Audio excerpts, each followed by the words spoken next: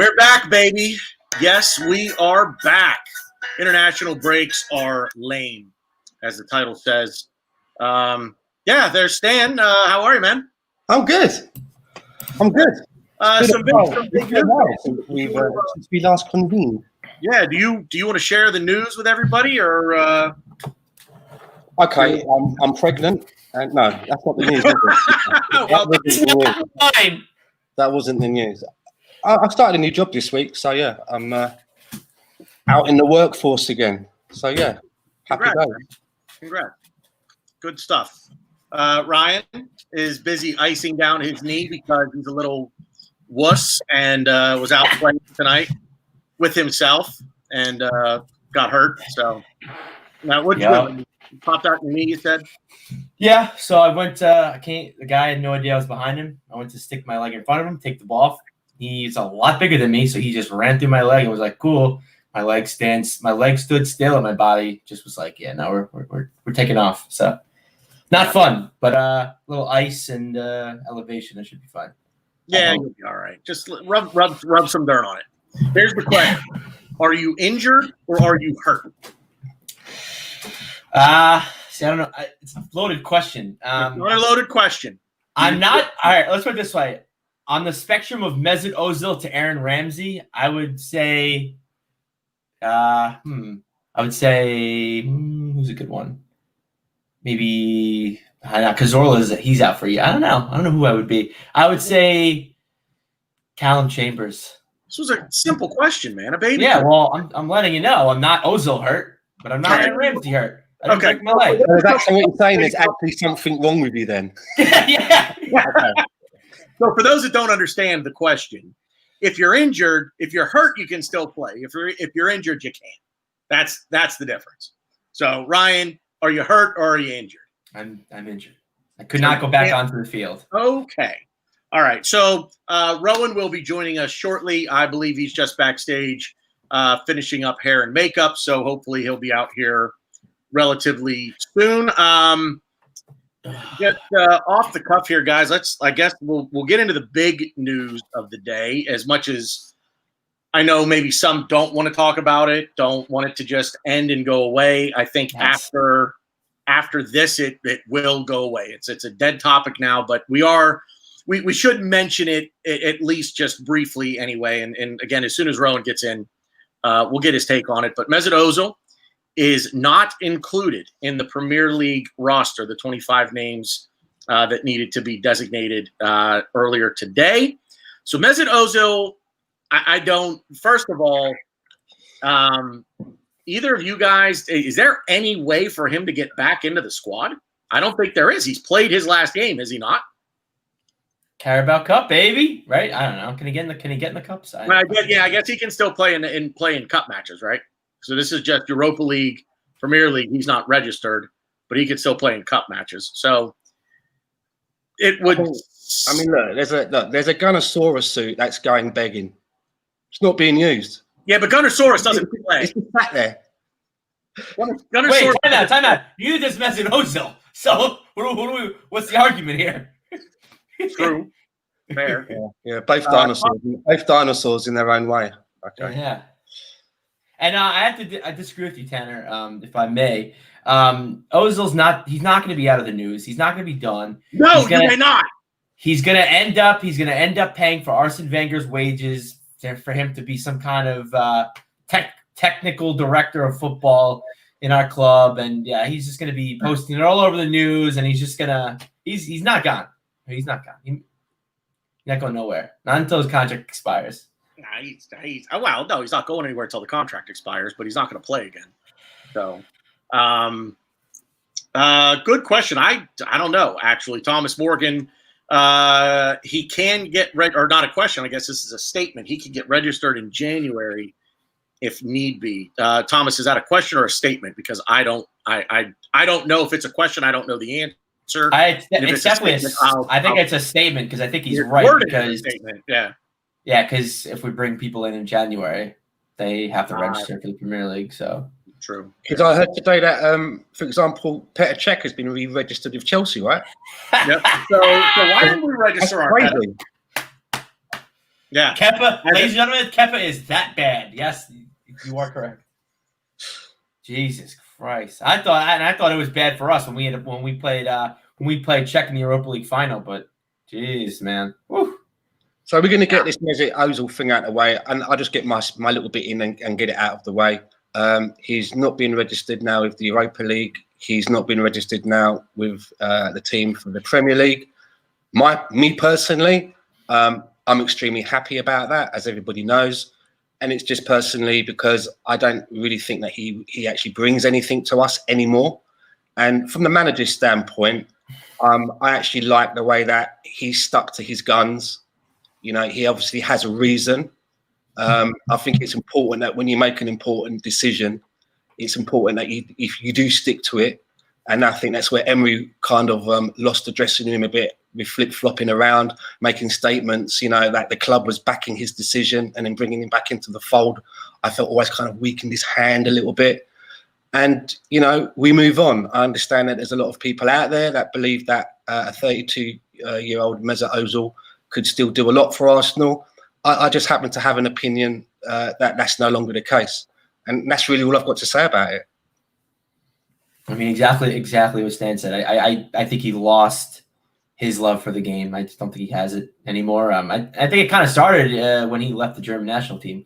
He was sick and tired of being the scapegoat, and people go, "Oh, you know, the mental health issues that he suffers," which I'm not here to joke around like that. That's serious stuff. And I'm not saying he has it or doesn't have anything, but I think he just lost the love of the game. You know, when the whole Germany thing happened, and now with the whole, you know, with Emery playing him, not playing him, and you know, Freddie don't want him, Arteta don't want him. It's time is up, and I think he's got his hand in other cookie jars, which, you know, good for him. He's got his own brand. He has his own esports team. So I mean, he's in business with Flamini, who's doing the thing. So, you know, power to him. But I don't want him tweeting about Arsenal anymore. That's all. He's got all that Fortnite stuff going on. He's got lots of stuff happening.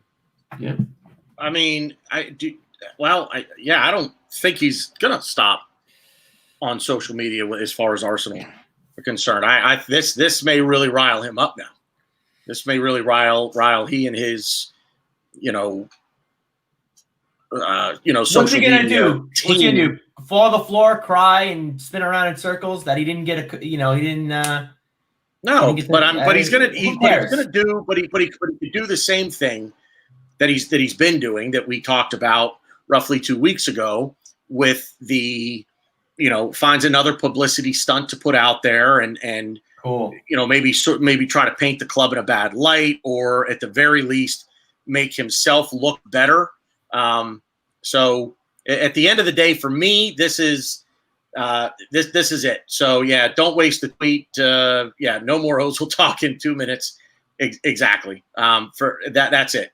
The two competitions that are the most important to this club this year, he will not be a part of in any way, shape, or form, at least through January. So done. Anybody else want to make a comment? No? Good. All right. So moving on. We're back from an international break. And we actually had a game on Saturday. We played Manchester City at the Etihad.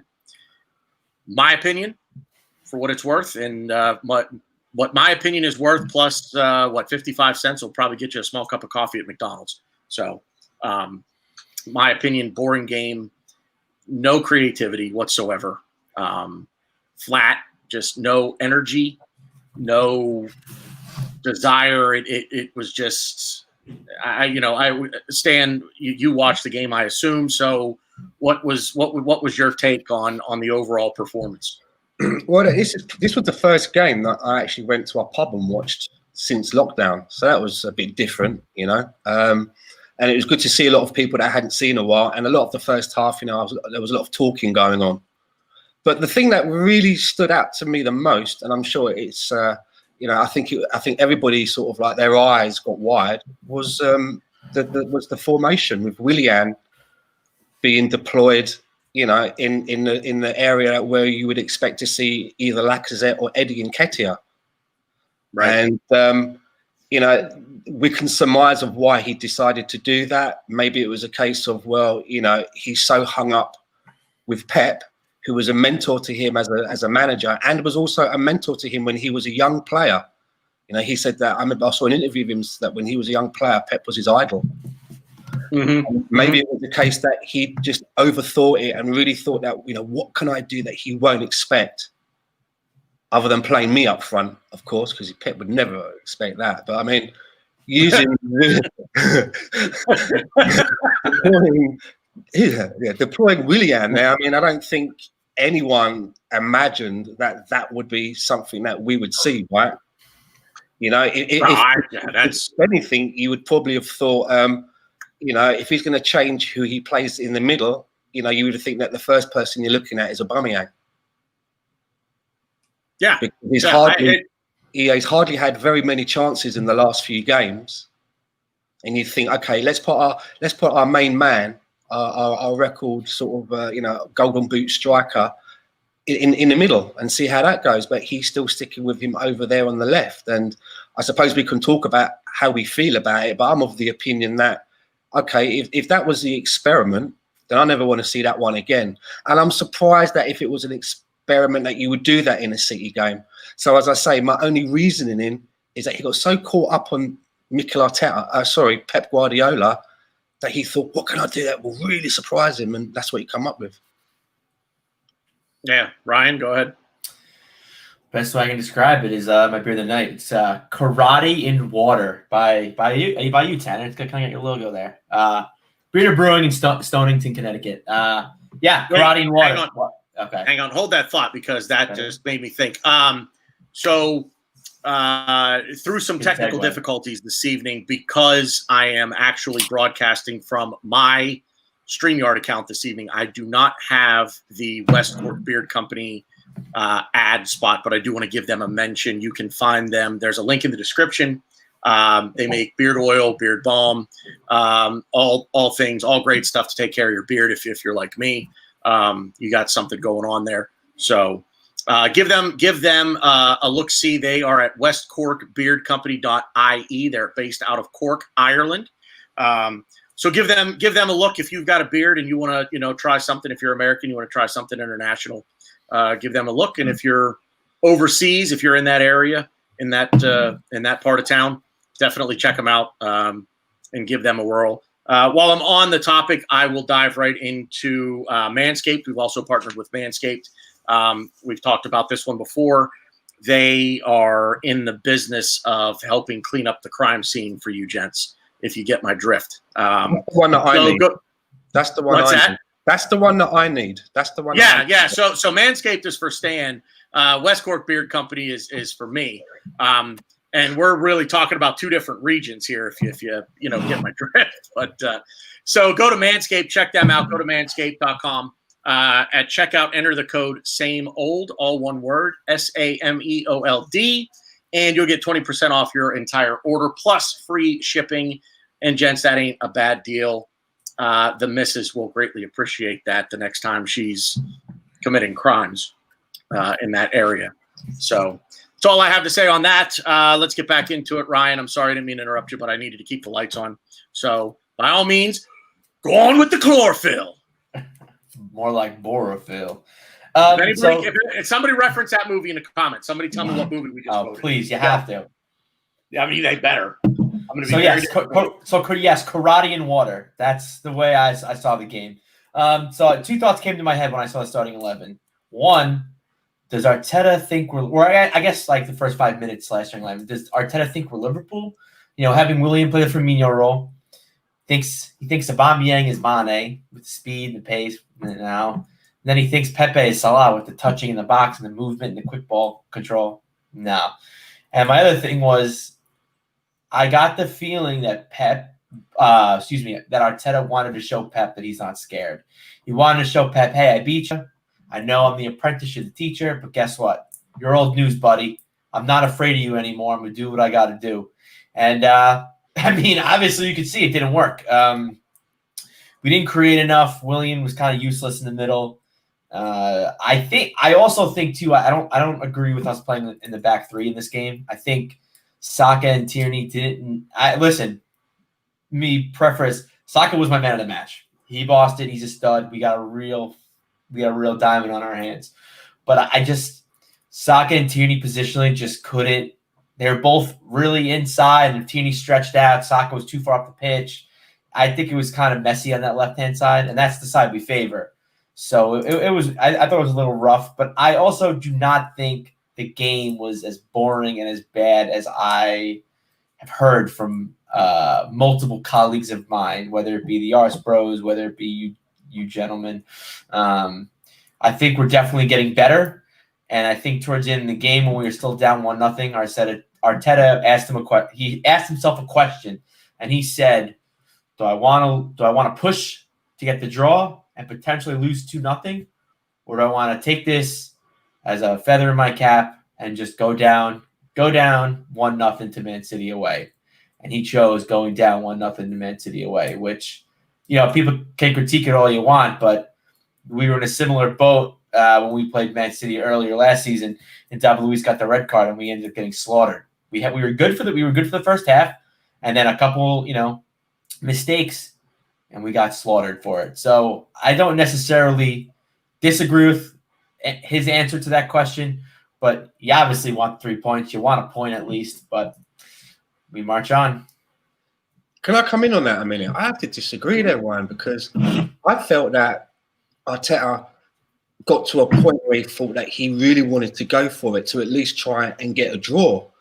Because it kind of reminded me of what Wenger used to do at one point near the end. I mean, we had Aubameyang, Lacazette, and Eddie on the pitch. And I remember when Wenger used to do that sometimes when he would just say, right, every attacking player, you're going on now. And he'd have all the attackers just running around up front. And I kind of felt that he did that because he was really trying to leave there with at least a point rather than saying, okay, let's, like you say, feather in the cap, let's look up and make sure that we just, we go out a little bit respectable. I thought he actually went for it. See, I don't know. He played Eddie on the right. I didn't get that. He didn't do anything, and I guess he with the subs and with the players, I agree with what you're saying. He did a Wenger thing, but in the first half, we kind of. Listen, I don't want to. I'm sure I'll pile on Xhaka later, but I don't want to pile on Xhaka the whole podcast. You saw the way Xhaka was pushed up. He was the furthest player right before the goal that Man City scored. Xhaka was the farthest player pressing up, and he was pressing the whole first half really, really high pitch. Don't understand why. He's the most unathletic. He's the slowest player on the team, but whatever. Fine. He did that. He tried to really pressure Man City and kind of had to make a move. And then I think towards the end of the game, yeah, we created chances. I think we created chances more so because Man City kind of took their foot off the brake. We're kind of like, listen, we're going to see this game out. Because if you also notice, too, in the beginning of the second half, they were real chippy. We were kind of getting into good spaces, and they started fouling us. They were accumulating some yellow cards early on in the second half. And I think they were a little worried. They were a little scared because, growing up when you play, when you're making some of those tactical fouls that Man City were making, you're nervous. And there's, I got to do it. Nothing I can do. So it was more of a panic for Man City. So I think in the second half, they were a little worried, but then they were like, "Oh, okay, they're not going to score. We're not worried about them." And I don't think Arsenal believed they were going to score either. So I think Man City kind of took their hand off the brake a little, or put the hand on the brake. I don't know, but yeah, took their foot off the gas, I believe, is what you're trying to say. Man, whatever. Yeah. For those of us in this country that actually drive, apparently Ryan doesn't. At no point in time Saturday did I get the sense that we were actually going to score in the game. I don't think either team really played particularly well. So I was pretty disappointed with what we did because I feel like we could have gotten City on Saturday. I think we could have beaten them. Now, do things change if we come in all guns blazing, so to speak, and we put forth the effort that was missing? Perhaps if Aubameyang is playing through the middle, does that somehow create something more for Manchester City? I don't personally think so, but my overall thought on it. To what degree did Arteta get this wrong on Saturday with the Willian thing? Because I don't have a gripe with the rest of the lineup. I was hopeful that Partey would start, but getting 2 training sessions in after an international break, that was that would have almost been, throwing him into the proverbial fire, so to speak, especially against City. But how bad did how much to blame is Mikel Arteta for Saturdays? Tell you what I feel about that, and I'm a big fan of Mikel Arteta, but the only way that I can put it is that when I see managers that do things like that, they do these weird experiments and that, I always think to myself, you're trying to be too cool for school. And I don't buy into it, And as much as I like Arteta, I have to critique sometimes when I see something that I don't understand. And I just thought that in a game like that, he was trying to be a little bit too cool for school. Had it pulled off, he's a genius. He pulls it off, he's a genius, right? He's getting we're carrying him on our shoulders, yeah. But if it fails miserably, then you've got to take the critique. Yeah, he's the guy in the back of the classroom that's fucking making faces, throwing stuff at the teacher, and hopefully not getting caught. Well, Pep caught you, and that's exactly what I was saying before. I think Pep was just acting. I keep saying Pep. I think just Arteta just thought, I beat you once. You're not my teacher anymore. I'm not scared of you. I'm not worried. I was the one that coached Man City, not you. And I think it was like kind of like this battle with for Arteta with himself, kind of being like, I'm going to show him. No. Don't take your eyes off the prize. We need 3 points. It's 3 points to move on. He tried to be slick, like you said. He tried to be too cool for school. He tried to be slick. Try to outthink Pep, and it didn't work because he tried to outthink Pep, but he tried to out-Pep. Yeah, essentially. And it's like Willian just did. I honestly, to me, I don't even blame. I blame the players more than I blame Arteta. Yes, it was a terrible plan. I don't agree with what Arteta did. But the players, a lot of individual performances were not up to par. So yeah, absolutely. Here's a question that just came into my mind. When you see the team lineup go up, or the team talk, and you hear what the formation is going to be, if you're Aubameyang, Eddie, or Laka, what would you be thinking when you hear that? Remember, we've had a lot of money for Lacazette. Yeah.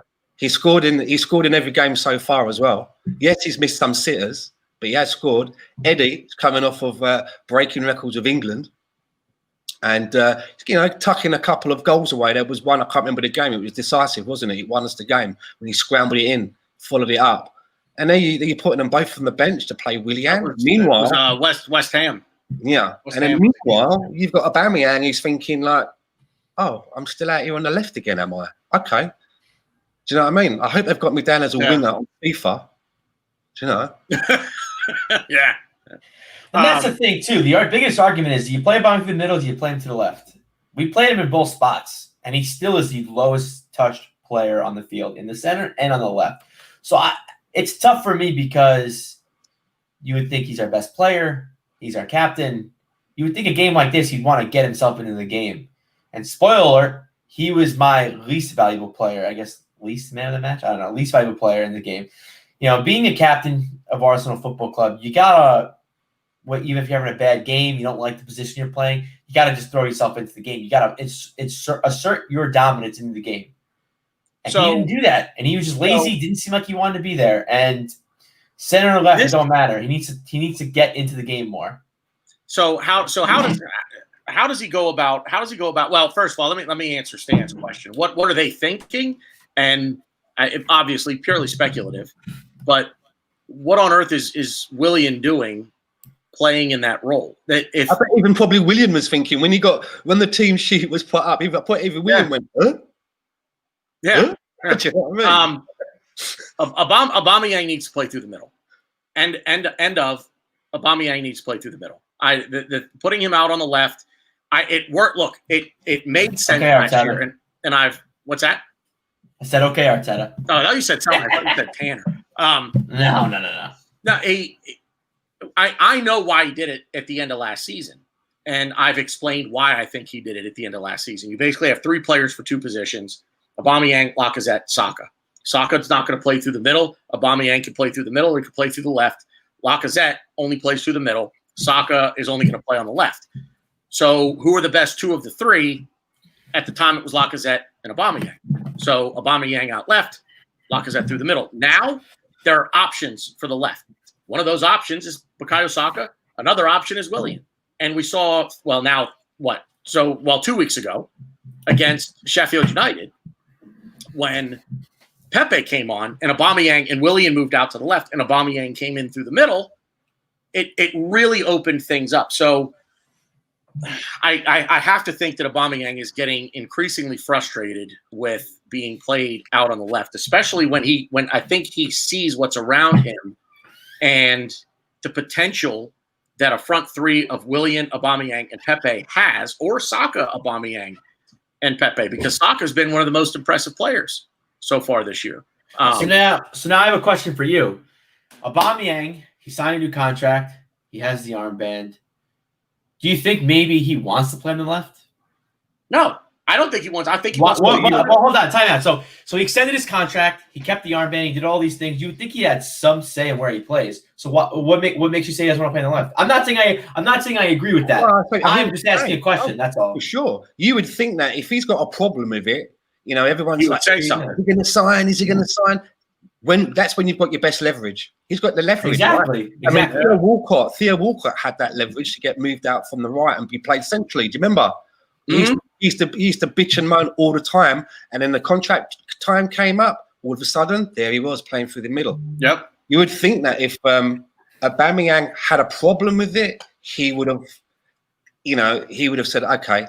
And we haven't all around that. No, his contract time, he didn't. But I think Gary in the chat box made a brilliant comment. Don't waste a tweet. He said also, when I was asking about, what were these other players think of this? He says also the team won't trust his plan. We've seen that before. I'd hate to think that after that team meeting, Laka, Aubameyang, and Eddie weren't sort of like having a chat and thinking, fuck's going on here then, and Williams going over to them going, look, I'm sorry lads, I mean I didn't pick the team, don't blame me. I mean, he's asked. It just seems a bit, I don't know, and I'm worried that some of the players are thinking like, what the fuck? Yeah, you would think of like we have seen everything but Aubameyang through the middle. You would think this has came up. You would think that this is a thing. You'd think Aubameyang has said to the coach, "Hey," like Sam said, he's all levers in the world. So something's going on that we don't know about. Maybe he does want to play out on the left. Maybe the answer is as simple as he wants to play on the left. And listen too. Who would you say is his best friend at the club? Say again. Who? Lacazette. Easy. Yeah. And where does Lacazette play? Through the middle. So he could be doing that. He could be taking a bullet for his buddy. But I don't know. I don't know what the deal is. But we have the players. I think we need to just kind of throw more caution to the wind and attack more, because you could tell since Arteta's came to the squad, our defense is very structured and very solid. I think we have the second best defense in the league currently. And for Arsenal, that's pretty fucking good. That's pretty good. So I think we just got to take more chances up top. And maybe with a different formation, but one that still includes Aubameyang on the left, i.e. 4 at the back and an extra man in midfield. Because even though he starts on the left, it is not exactly rigid. He does drift in a lot, right? But if he's not getting the service to drift in, because there's nothing really coming through, and he's staying out on the left. And also as well, some of the goals that he scored when we've been playing with 3 at the back, I don't know if you've noticed, there's been a number of them where we had this move where Tierney hoofs it up the left flank. Yep. Sort of like over the top of them. And then he comes on with a touch and drags and runs in from the left. And he's done it a few times, but it's not an easy thing to do every single time. The path has got to be right every time to get to him. Do you know what I mean? The timing's got to be right so that he's not caught offside. His first touch has got to be just right to control it. Then he's got to get the move and the sprint in on the goalkeeper. It's good when it comes off, but it can't be a move that has got to be, your go-to every time.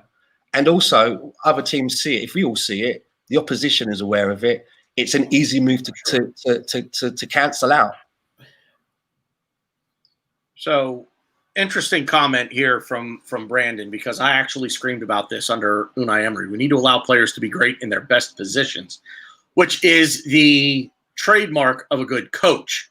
I know. I don't agree with that, especially with Arteta, because the way Arteta plays football, if you guys watch the games, it's a free-flowing formation. Not every so Saka's not always going to play left wing back. Aubameyang is not always going to play left forward. The formation's constantly changing. You have Saka slotting in, Tierney popping out, Bellerin going up the side, Pepe pushing in. You don't the way Arteta coaches and manages the team. It's not square pegs and round holes. That's something that I was screaming out for when Arteta first came to the club. When Emery was here, I don't know why he played Arteta at the 10. I don't get these things. I don't like where he played Guendouzi. It was just a whole bunch of things. I think that with Arteta's formation and with his tactics, it's just a free-flowing people move. It's almost like a what are those things called? Where it's like a puzzle that you move pieces, you shuffle pieces around to make a puzzle. That's what it is. That's all it is. Well, I just with Brandon here. See, I don't agree with this, Brandon, and I'll tell you why. Because players are not. He's not asking a goalie to be a striker. Yeah. All right. Well, and for all intents and purposes, that's what Unai Emery was. Well, yeah. Hey, Burn, I got news for you, buddy. Come here. That's what you're doing. Playing as a false nine. Fucking hell. Yeah, your job is no longer to stop the ball from going in the net.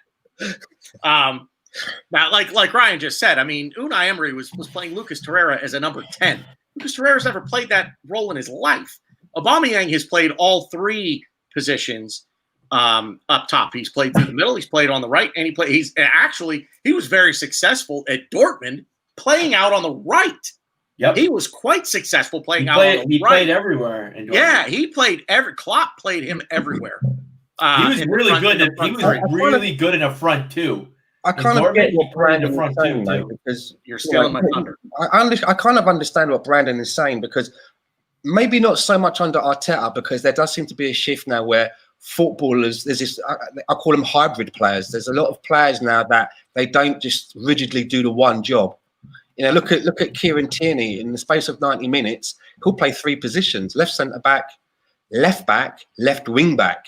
Do you know what I mean? There is a little bit of that, but I get what Brandon is saying, where as Arsenal fans, for me anyway, I have been aware that a lot of the managers we've had, especially Wenger was a culprit for this, he would play players out of position. Mm-hmm. Andre Arshavin is one, played out of position for me. Lucas Podolski, another one, played out of his position for me. Henrik Mkhitaryan, another player for me, played out of position. There's a few more that I could go through. And I don't know if I'm right, but maybe Brandon is remembering that, because I certainly remember it. I do remember it. But for me, Saka should only be playing as a left back, for example, if it's a dire emergency. You know, if right. Cedric's got a broken leg and Tierney's got a broken leg, then you have to put maybe Saka in there. You know, and when he was getting a starting role at that position, I remember seeing a lot of people on social media saying that he should be our left back. It's like he's just filling in there, man. Mm. He needs to be further up the pitch. That's the best out of him. I'm willing also to make a bet here, talking about formations and stuff. I think that if Rob Holding did not pull up with his hammy, I think we would have played a back four. I think we would have went 4-3-3. But now that Luis came in, Luis is not good in the back two. He's good in the back. He's only good in the back three. So you put Luis in against Man City, who he has history with getting sent off. Granted, he played them later on in the season in the FA Cup, and he was like man of the match. But you bring someone on who you trust and who you want to essentially anchor even though I know Gabriel was in the middle, you essentially want him to control the defense and kind of captain the defense, so to speak. You got to cater to him. You got to play a back three. So I wouldn't be shocked if we would have if I was a betting man, I would bet that if Holding played, we would have played a back four. So. But who knows? We'll never know. So interesting point here from Sam. Now that we have Partey and Gabriel, we need to start playing to our strengths and get on the front foot. So here's where I take umbrance with this comment. We played very well in the 3-4-3 or the 3. What do we want to call it? I guess it's a 3-4-3. Or what, a 5-5-2-3. At times defensively it morphed into a 5-2-3. So, but we did well here. So, yes, we've got Thomas Partey. Yes, we have Gabriel. But what's to say that the other players, the other 9 players, the other 8 outfield players that are going to be on the pitch at any given time aren't better players in the 3-4-3, because that's where we got the most out of Granit Xhaka, where we were getting the most out of David Luiz. We were getting the most out of Dani Ceballos. So I don't disagree wholeheartely with the sentiment here behind Sam's comment. I just think that there are we can't all of a sudden say, okay, we got these two players. Now we can play the way that Arteta wants. I just don't see it right now. I still think that the 3-4-3 might be the best option for us. I just think that with the 3-4-3, we have had some good results, but I just think it's kind of like a sticking plaster. The football's actually been quite dire. There's been no creativity. As I say, that's the biggest problem. You know, some of our best moves have come from hoofing the ball and missing out in the midfield all the way. Mm-hmm. And we've had some results with that formation, but that's not how we want to play football. You know what I mean? That's not the way that we want to. And you gotta think going forward, the 3-4-3 suits more players in this squad than a 4-3-3. And that's the key. That's the key. I would disagree. Now that we've got Gabriel and Partey, I think that we may be better equipped to go. Gabriel Partey only played like the last 10 minutes, so who knows when Partey comes into the lineup and can play a full 90. I hope you're right. I hope we do play a 4-3-3. But for right now, based on who we have, you're catering to too many people. Here's the other thing with Gabriel in the center back. The center back is an entire position as a whole position group here. Yeah, Gabriel's been great in the first 6 games into his Arsenal career here. So like every matches, isn't he? Yeah. For me, definitely. But every other center back that we have, Gabriel is not at the point yet in his career. I don't think, just my opinion, but I don't think Gabriel is at a point in his young career. He's 23? 22. Yeah, he's 22. I don't think he's at a point in his career where he's going to take his defensive partner and drag him up, pull him up. So if he's got David Luiz, Rob Holding to work with as his center back pairings, Gabriel himself is not good enough right now to make them better. So the back three, for the time being, I hate to say it, might be the way this club has to play, because unfortunately, we run into the one thing I hear with this fan base is we want to play pretty free-flowing football. Of course, everybody wants to see that. But which is more important? 3 points, winning ugly, or losing pretty? Oh, of course. Which is more important? Yeah. And I know the answer from the two of you. But there are folks in this fan base who are like, if we lose, yeah, exactly. Hey, if we lose, bring back Ozil. Just kidding. But the 2 goals that we scored were beautiful goals. It's like, well, okay, but look at the 2 goals that we scored. Yeah, no, I don't care. I don't give it. We may as well have been shut out. I don't give here's something. Hold on. I'm gonna say one thing and stand. Sorry, I didn't want to cut you off. No, go on. The Invincibles. What were we famous for when we went 49 defeated? 1-0 Arsenal. 1-0 Arsenal. Yeah, we had games where we were real pretty and fancy, but we'd score, see the game out. Those games aren't necessarily fun to watch. A lot of different, obviously different. I get it, but like the basis of the argument is still there. It's like I don't need to win a game 5-0. I don't need to go to Fulham and be like, oh, we better put 7 in on Fulham, or I'm Arteta out. No, you want the 3 points, you move on. That's it. That's the mentality of this club. 3 points next week. What do we got next week? So let me get into. I want to stay on this topic, but I'm going to introduce a different sort of take on it. So we go again on Thursday against Rapid Vienna. I think I would assume that's how you pronounce the first word is Rapid. It's how it's spelled anyway. But Rapid Vienna. So a lot of us, including myself, I think want to see, as long as they're healthy, I think I want to see Emile Smith-Rowe, and I know some folks in the comments have brought it up. So in terms of the pretty football versus getting the 3 points, is the game on Thursday, is this where Mikel Arteta can experiment a little bit? Because the talent, to me, in this club right now, even at the lower levels, in terms of the Emil Smith-Rowes, the Joe Willocks, the Reece Nelsons. This is a game those guys should get in to play. And is this where Mikel Arteta should be experimenting a little bit with his tactics and his formation? See, personally, I don't think so. You want to go. I don't know if we're home or away, but it doesn't really matter. Away, we're away. You want your first, so even more so. You want your first game in the Europa League. I can't. Wow, my words are escaping me. Your first game in the Europa League, you want to make a statement. You want to be like, all right, 3 points, move out of the way. I think down the line in the group stage, when we kind of secure, get some points going, we kind of secure first place a little bit. Which I mean, I don't know about you guys, but I would like to think that we definitely should get first in this group. Then you play I think then you play the Israel All right, you know what? Maybe not. Maybe like our third game of the campaign. We get 6 points of 2. Then I'm like, yeah, then we do it.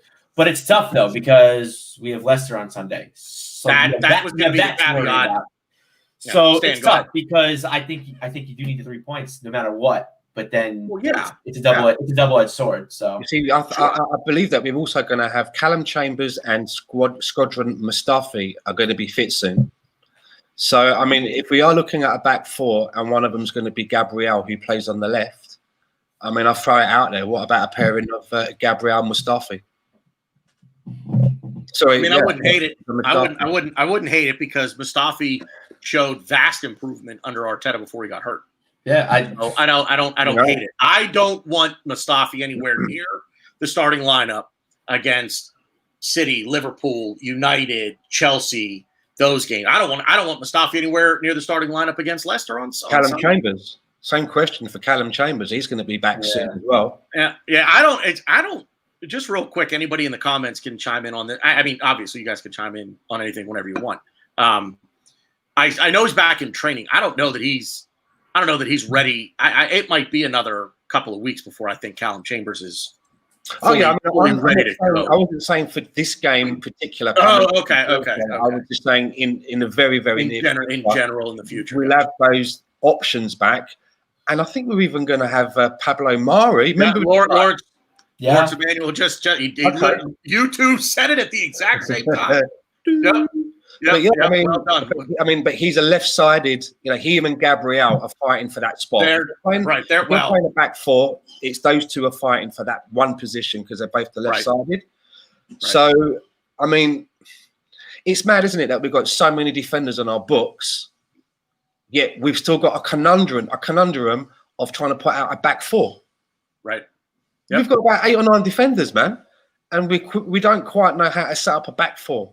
So we're now seeing that, and I will fully admit that I am as guilty as this of I am one of the most guilty parties of being absolutely stoked to see how we would do this season because I really at the beginning of the season I'm looking at everything.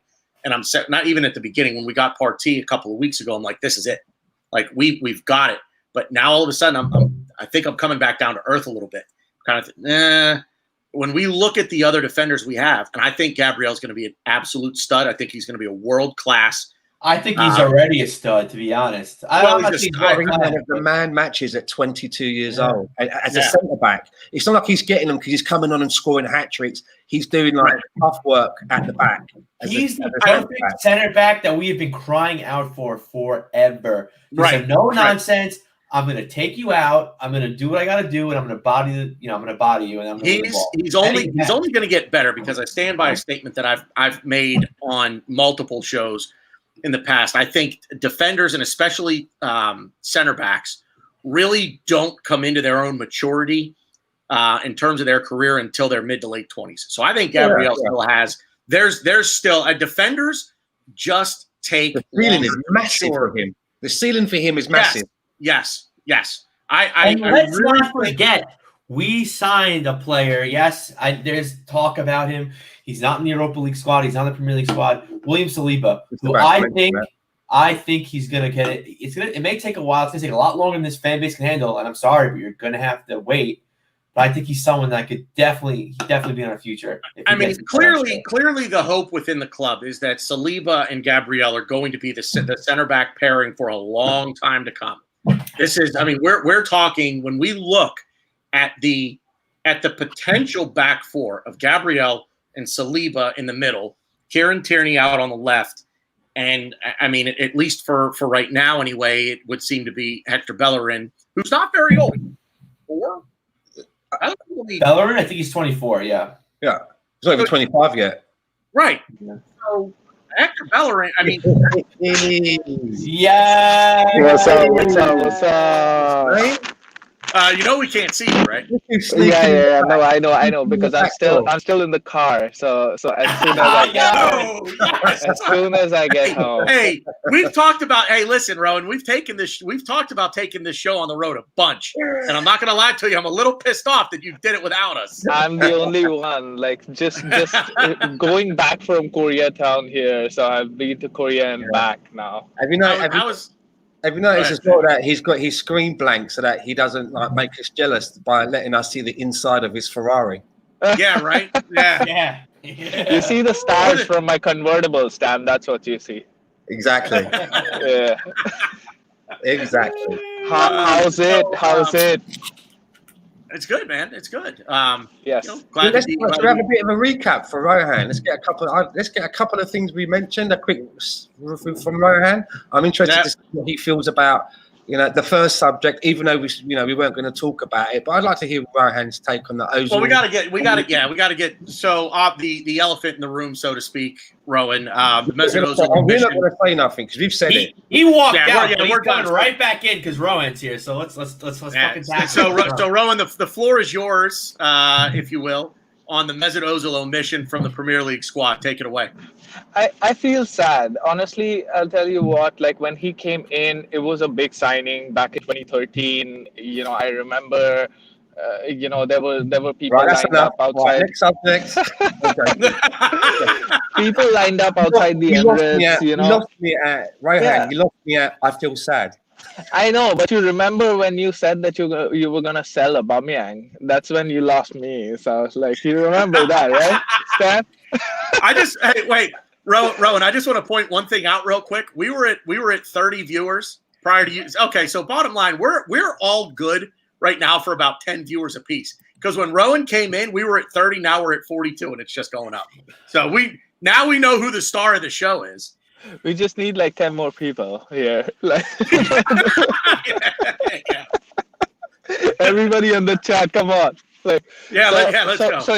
So regarding the Ozil situation, see, I don't want to spend too much time on it because like now it's done. What's done is done. There's no point in like reminiscing, but just reminiscing a little bit is that he was that first bona fide superstar that we signed at the Emirates, and that was such a big money move. It was a feel good factor, and then it just hasn't panned out in the right manner. In the footballing sense, he's done okay in a couple of seasons. Mostly he hasn't turned up. He wasn't the player that we needed at our team. He's a luxury player. We've all seen that.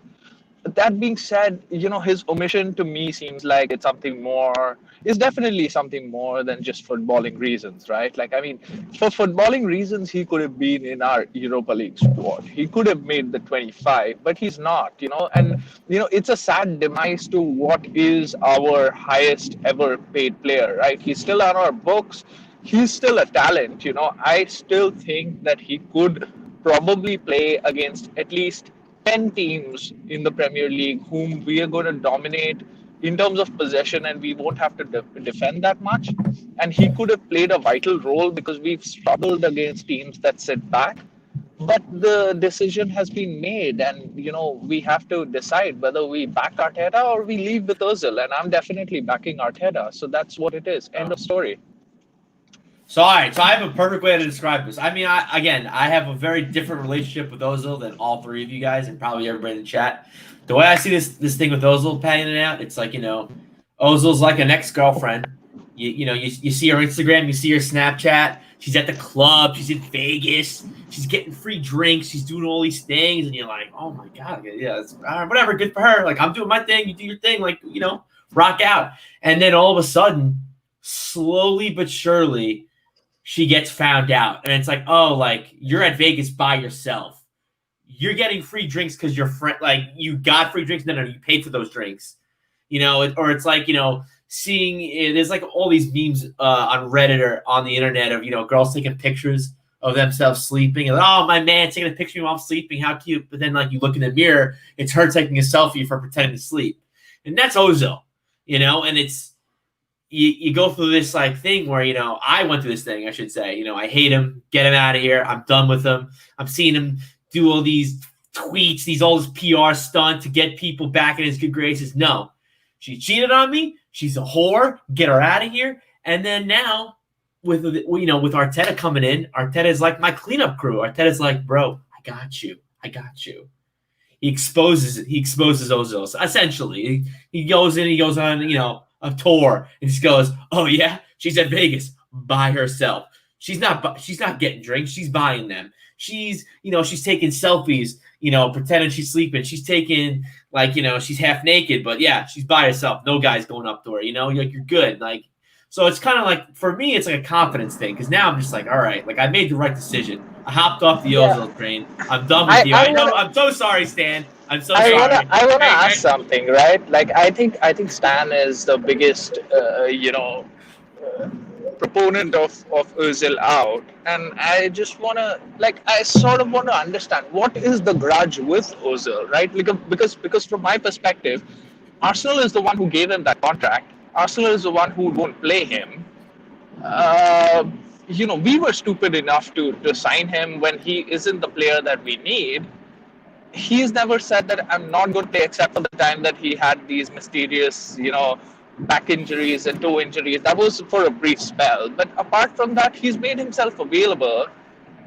Things haven't worked out between him and the club, and I will always choose the club over the player or a manager or whoever. But what's the hate about? I'm not saying hate might be a strong statement, but you get what I'm saying. What is that about? Let me put it like this, Rohan, right? I make myself available to go grocery shopping with my missus, but my face tells the real story every time she asks me to go. She knows I'm more interested. And I think to piggyback on what Stan said, the way I see it too is Ozil's trying to make it a choice between him. He's trying to make it a choice between Ozil FC or Arsenal FC. You can't be both. You got to be one or the other. And I think that's the thing that infuriates me the most is that it's my headset unplugged, so I can't hear any of you. But yeah, it's just I just don't like how he's slowly dividing this fan base. And I guess I blame the fanboys more than him, but it's just not where we need to be as a club. We need to be more united, and I don't think we will ever be because of players like himself. Yeah, well, we've got to be smarter than that. So I don't know if you've dug into this enough. What else have you guys talked about in the 45 minutes that I wasn't here? Just kind of hit on the we sort of got into the Man City game. I'll ask you, what were your overall thoughts on the Manchester City game? Surprised, this was one for the taking. It felt like both managers were trying to respect each other too much. This has been the weakest Man City side that I have seen for the last 10 years. This will be the weakest Man City side in the foreseeable future, I feel, and we just didn't capitalize. Some of the decisions, and like I said, Arteta. I will choose Arteta. I back Arteta 100%. But, some of the decisions in that game, what was Willian doing down the middle? We were just so, pragmatic, and it just wasn't, the usual Arsenal. We've been... Now we let me ask you, right? When you saw it was going on, when you actually saw it, what went through your mind when you actually saw it? I couldn't understand that, because initially I was like super stoked when I saw the lineup, and I was like, oh, Aubameyang through the middle, and then I was like, what is Aubameyang doing? Why is he still on the left? Like, I was like trying to look over my screen to somehow figure out who's in the middle. And then I was like, oh, damn, this is Willian. Oh, God. Like, I couldn't believe it, And it's so funny. I thought Pepe was through the middle. I was like, oh, Pepe's going through that. I don't know why I went there, but I was like, oh, I think Pepe's going through the middle. Pepe was again such a fail. He got one-on-one a couple of times and he didn't do anything with that. I thought that was his attribute, right? Like somebody pull out that interview where he says that no defender scares him because like he's not doing shit even if he's not scared, right? Like the only players who performed in that game, one was Saka. Saka put in his all. Yeah. And the two misses that we had, Aubameyang and Saka, both of them, I would think that Ederson is the one who gets the credit and not them for missing it. Maybe like Saka could have just lobbed it above, but he did everything that he could, and he, Ederson just got in the way and he tipped it over, and Aubameyang, he just closed him too fast. But we could have had many more chances. We just didn't capitalize on the occasion there, and then Partey coming in for like 7-8 minutes. I just couldn't understand what was happening, because this was. I have a theory on that, Rohan. What's that? He let Partey come on for 7 minutes so that he could get his appearance money to keep him sweet. Yeah, I agree. I think it's you want to appease the fans. Yeah, I mean, I just couldn't understand because the game was dead. Like this was this was the biggest game of Saturday. Waiting for 2 weeks through the international break for this game, and then both teams were sort of like playing for a stalemate. The goal that had was Bellerin. Like that was schoolboy defending. How could you just let Foden go on the inside? You had to show him through the outside. You never show a forward your numbers. Whenever you're defending on the side, you never show him your numbers, and that's exactly what he did. And he got burned. Oh no, Rohan. No, we lost. Ferrari crashed. Yep. He's lost his Wi-Fi in the Ferrari. Yeah. He must be driving under a tunnel or something. Yeah. Well, Lord knows there's enough of those in the city. So, oh boy. Where were we before? He's back. Maybe. Is he? Well, he is. Yeah, we got him. All good, man. Nobody crashed, did they? No. All good, all good. I was going through a tunnel, I think. So yeah. So I think because I'm not driving, I don't drive, and I just said that. Stan, Rowan, if you can still hear us, Stan just said he probably went through a tunnel. Yeah, I said that because I'm not driving. I'm like trying to concentrate on this very important. He's not driving. He's got a chauffeur. Yeah. This is self-driving. Welcome to the future. This is self-driving. He's not in the Ferrari. He's out and about in the limo again. Okay. It's self-driving age, man. Come on. Like, what are we talking about now? Right? He's got one of those fancy Teslas now that just plug in the coordinates and it just, it's exactly. Listen, man. It's like Doc Brown's DeLorean at the end of Back to the Future. Man. Like the wheels just fold underneath and it turns into a hovercraft, man. It's like, yeah, you just you're just floating home. So regarding that, I had no idea why Partey came on for just like 7-8 minutes. The game needed a spark. It was crying out for that. But both these managers, I think, had decided that, Arteta was like, we get slapped up there every time. So Pep, don't do that. And Pep was like, yeah, I mean, I've already been embarrassed this season and we're not in form. So let me just take a 1-0. And he was like, okay, Professor, something like that. I don't know. I couldn't explain. This was our chance. Little quid pro quo, eh?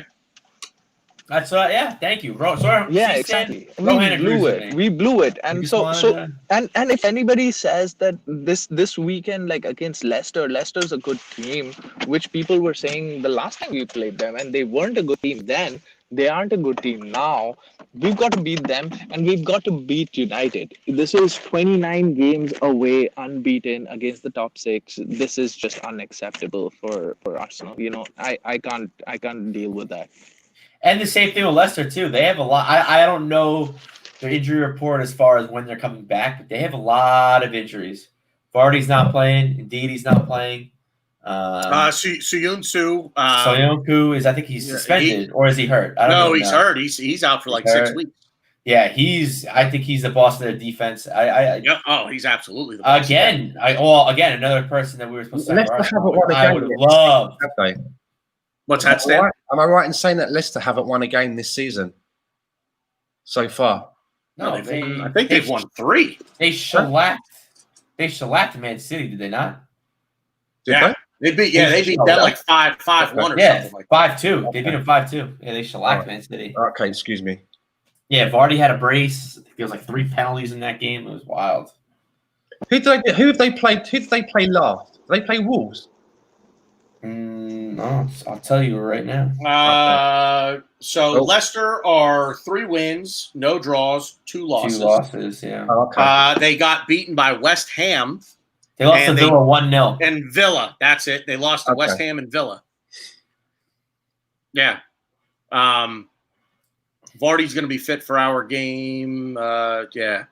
So everybody, I guess Vardy was hurt. I didn't even realize Vardy was hurt. So yeah, I'm not someone like Vardy. I'm not too worried about with our very organized and solid defense. It's something I'm not worried about. I'm worried about if they play like a James Maddison, kind of controlling that middle of the field, because we don't play through the middle of the field. So if we give James Maddison the space, he's someone I'm worried about. But hopefully, Partey can be up to speed. Maybe, I don't know. But I don't know. Madison's not really been playing too much, so I don't even know. Albert Steptoe, that's one for our English viewers there. We know what I'm referring to there. Albert Steptoe, i.e. Vardy, he's kind of like our new Robbie Fowler. Robbie Fowler always used to like getting a goal against Arsenal. And Vardy's the same. You know, some guys just have that knack of really scoring against certain teams. And I think it might have been Sam in the chat that said that, you know, I know it was, Rinat Sahib said Vardy loves Arsenal's defence. He does. But he really does. Let's hope that I think Gabriel's going to shut him down. That's what I'm hoping for. Take it to the bank. What we were talking about before Rohan came in, we were talking about William Saliba, weren't we, and defenders? And the future of the Arsenal defence. Yeah, something that crossed my mind is, I know, if we paid like 1.5 million for a 19-year-old defender from France, William Saliba, and let's have it right, before we were linked with him, I didn't even know who he was. Seriously, I never watched him play before, never even heard his name until I never heard him. 19 years old, and I think he's played 35, 40 games for his previous club, and we've laid out £26 million for him. You know, I think it's not far off what we paid for Gabriel, right? This kid's 19 years old. He's played 35 to 40 games. Maybe whoever scouted him knows something that we don't. You know, maybe they know something that we don't. Maybe this was one of the reasons why Raul Signelli's not with us. Who knows? But because of that figure, there's more expectation on this young kid now than there would be. Right. Okay, you park up the limo. Obviously, he's left it in the underground parking, isn't he? So, but you know what I'm saying is, like, if this kid had cost us 1.5 million and we're putting him out on loan, you wouldn't hear nothing. But we spent 26 million on him. We left him at his club for a season, although he got injured, and then he's come back to us, and Mikel Arteta was thinking of putting him out on loan again. And we've kind of fucked up, to be honest with you, because now we didn't manage to get him out on loan, and he's going to be at Arsenal, and he's not registered for the Europa League, where you think that, okay, if we can't get him out on loan, he's got to play. He's going to have to play those early games. A Rapid Vienna maybe would be a game. You know, bring him on the late sub, bring him into the game or something like that. We can't do that now.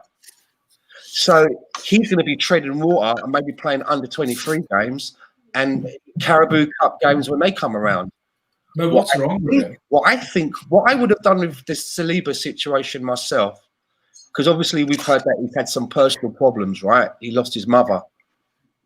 And at a young age, you know, that must be terrible for a young lad. And you put that on top of moving to another country that he doesn't speak the language. I wouldn't have even sent him on loan to another club because we're now his second family. as far as I see it. Yep. That's the kind of feeling, the kind of how we should be putting ourselves towards him. You're away from home, but we're going to be your second family. We ain't going to send you up north on loan somewhere to fucking Burnley or somewhere. You can just about understand people speaking in London. You ain't going to understand no one speaking like north of the Watford Gap. It's not happening. You know what I mean? Watford Gap. Like, Oh my God. So what we should have done? Right? Hey, it's not like we were sending him. It's not like we were sending him north of the wall. All right. Now that's a good. Hang on. You're getting two references for the price of one there. To be part So of if you're a what? Game of Thrones fan, you get that reference. But there's also Hadrian's Wall in northern England, Exactly. which is all of what, about a foot tall. Yeah, much of a wall. I don't know why, but I'm desperate to see a piece of Hadrian's Wall. But it's like a foot high, but it was meant to keep the Saxons out. Yeah, I don't small people though. The Saxons, they were very small, but that's another story. Apparently. But the Italians, the Romans, were terrified of them.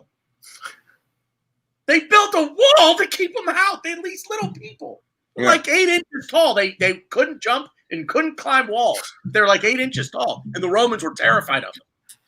Anyway, What I like about this podcast, it's also educational. yeah, right. I want to know how many people in the chat box know what Hadrian's Wall is. And I'll tell you real quick, the only reason that I even know what Hadrian's Wall is because of the movie King Arthur with Clive Owen. Okay. It's so funny you guys bring up education because I heard Tanner say 8 inches and my mind went completely the other way. So I was Completely the other way. I kind of lost. I didn't know what was going on. Reeling it back in. Right? Completely losing. Back in. What I would have done with this Saliba situation myself, looking at this young kid doesn't speak any English. He's just lost a relative and what have you. I would have said, okay, this is what we're going to do. We're going to send you on compassionate leave for a month. Go home. Forget Arsenal for a month. Go back to France. Be with your family. Take care of any brothers and sisters, and be around your family at this time. And then when you come back, because what I would have done is I would have registered in the Europa League. When you come back, we'll slot you in. You do some training, maybe another under-23 game. But what I'm going to do is I'm going to slot you into some of these maybe Europa League games and also the Carabao Cup, FA Cup, and we see how that goes. But now we've got this talent that everyone's so expectant on. Because as I say, we've spent a lot of dough in this kid, and it's like we've kind of snookered ourselves. And I think you said it perfectly, Stan. The only option he now has is Carabao Cup, FA Cup, under 23s. That is it. You said it right there. Also, too, the language, the death of a parent, the expectation, the things I've seen on Twitter for Saliba. Oh, we got Saliba next season. We're fine. Certain people that we've all podcasted with, I'm not going to name names, was like, oh yeah, Saliba's got to start the first game of the season. He's easily going to start. Oh, what? There's so many factors going into this, and it's tough because agreeing with Stan, there's really, to me, there's no real way to solve it because, in my opinion, again, agreeing with Stan, you don't send him out on loan. We're a second family, and I think he's levels above the U23s. So I think playing him there doesn't really build him up, doesn't do him any good. It's basically extended training, isn't it? Yes, but so when we left him out of the Europa, I'm like, something must be really going on. Something serious, something he just must be really bad at training. Again, external factors going on that we don't know about, but are we seeing a pattern? It's going to take a while, but he's so young. Seeing a pattern here? Hold on, a light bulb literally just went off above my head. Are we seeing a pattern? It seems that every player that was brought in that was not under Arteta's watch seems to be a little bit out of favour, don't they? Let's look at this now. Matteo Guendouzi. Okay, Matteo Guendouzi was a mouthy little whatever, but he's out of the picture now. Nicolas Pepe. I'm just going to say that. Signing. Okay, again, he's got a big price tag on him, but our record signing, he's been, he was being kept out. He's been kept out by Reece Nelson at times. He's been kept out by Willian at times. Other times we've played Saka on that right-hand side. Saliba. He was bought a couple of seasons back. Yeah, not Arteta signing. And Arteta's like, yeah, I know one of your parents died and all that. You don't speak the lingo, but I'm going to shove you out on loan. Is there a pattern here? Is Mikel Arteta don't want Socrates? Another one, right? No, Socrates, no, not even. He's well out. Do you know what I mean? There's a lot of other players like Mustafi that he wanted to sell, and I agree with that because they are dross at the end of the day. But I mean, am I like doing an X-Files like conspiracy theory here? I've thought this myself. I've looked at it and I've thought to myself, wow, like, yeah, if you're not Arteta's guy, if you were brought in during the Unai Emery era, yeah, you're not written out. Pepe, Lucas Torreira. Yeah, I mean, and Lucas Torreira is probably the one that if he's big bad though when Emery, because Emery ruined him. That's the thing. Unai Emery ruined him. Right? You got this young kid like Lucas Torreira. Yes, there was a problem with Emery, right? But the reputation, the one thing that Mikel Arteta has come to our club with is improving players. Yeah. We've heard the Manchester City players lauding him, right? Now, Mikel Arteta speaks the same language as Torreira. If you could put your arm around someone and not make them feel homesick and talk to them, you would think that Mikel Arteta would be perfectly placed to say to Lucas Torreira in his mother tongue, forget what happened, we ripped that up.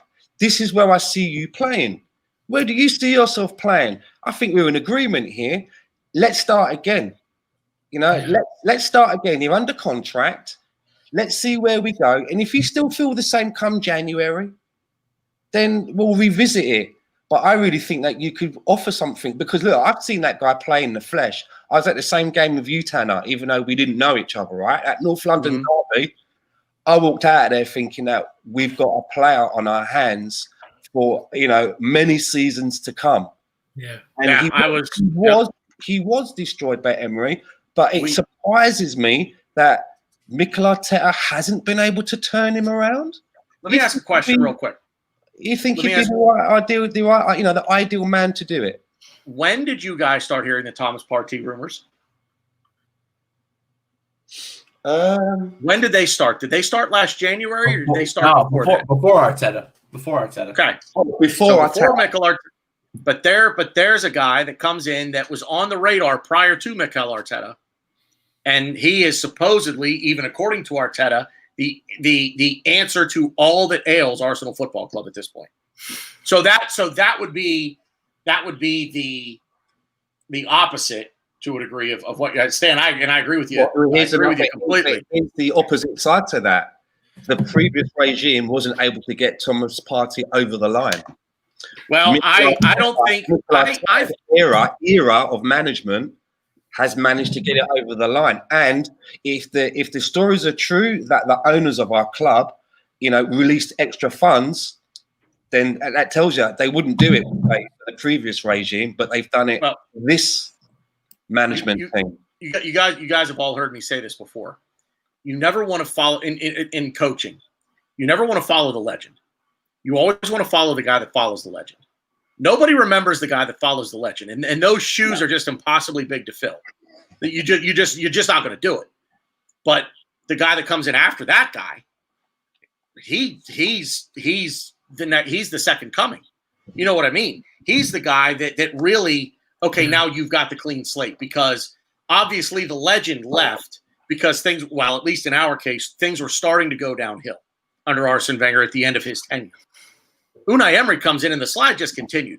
The 22-game unbeaten streak was, in my opinion, I don't really know how else to, it was a false positive, because there were a lot of good things in that run of 22 unbeaten, but there were a lot of very, very, very bad habits being developed and a lot of very bad things that were happening that we were getting away with. And because the final result netted us the 3 points or netted us 1 point, we were like, oh, well, okay, that happened, but it's a one-off, Point being, to your point, Stan, I don't think that ownership trusted Unai Emery, and I think ownership and upper management always knew that Unai Emery was not long for this football club. I think they expected more than a year and a half, but I don't think ownership ever expected Unai Emery to be the guy to take Arsenal, to return Arsenal to glory.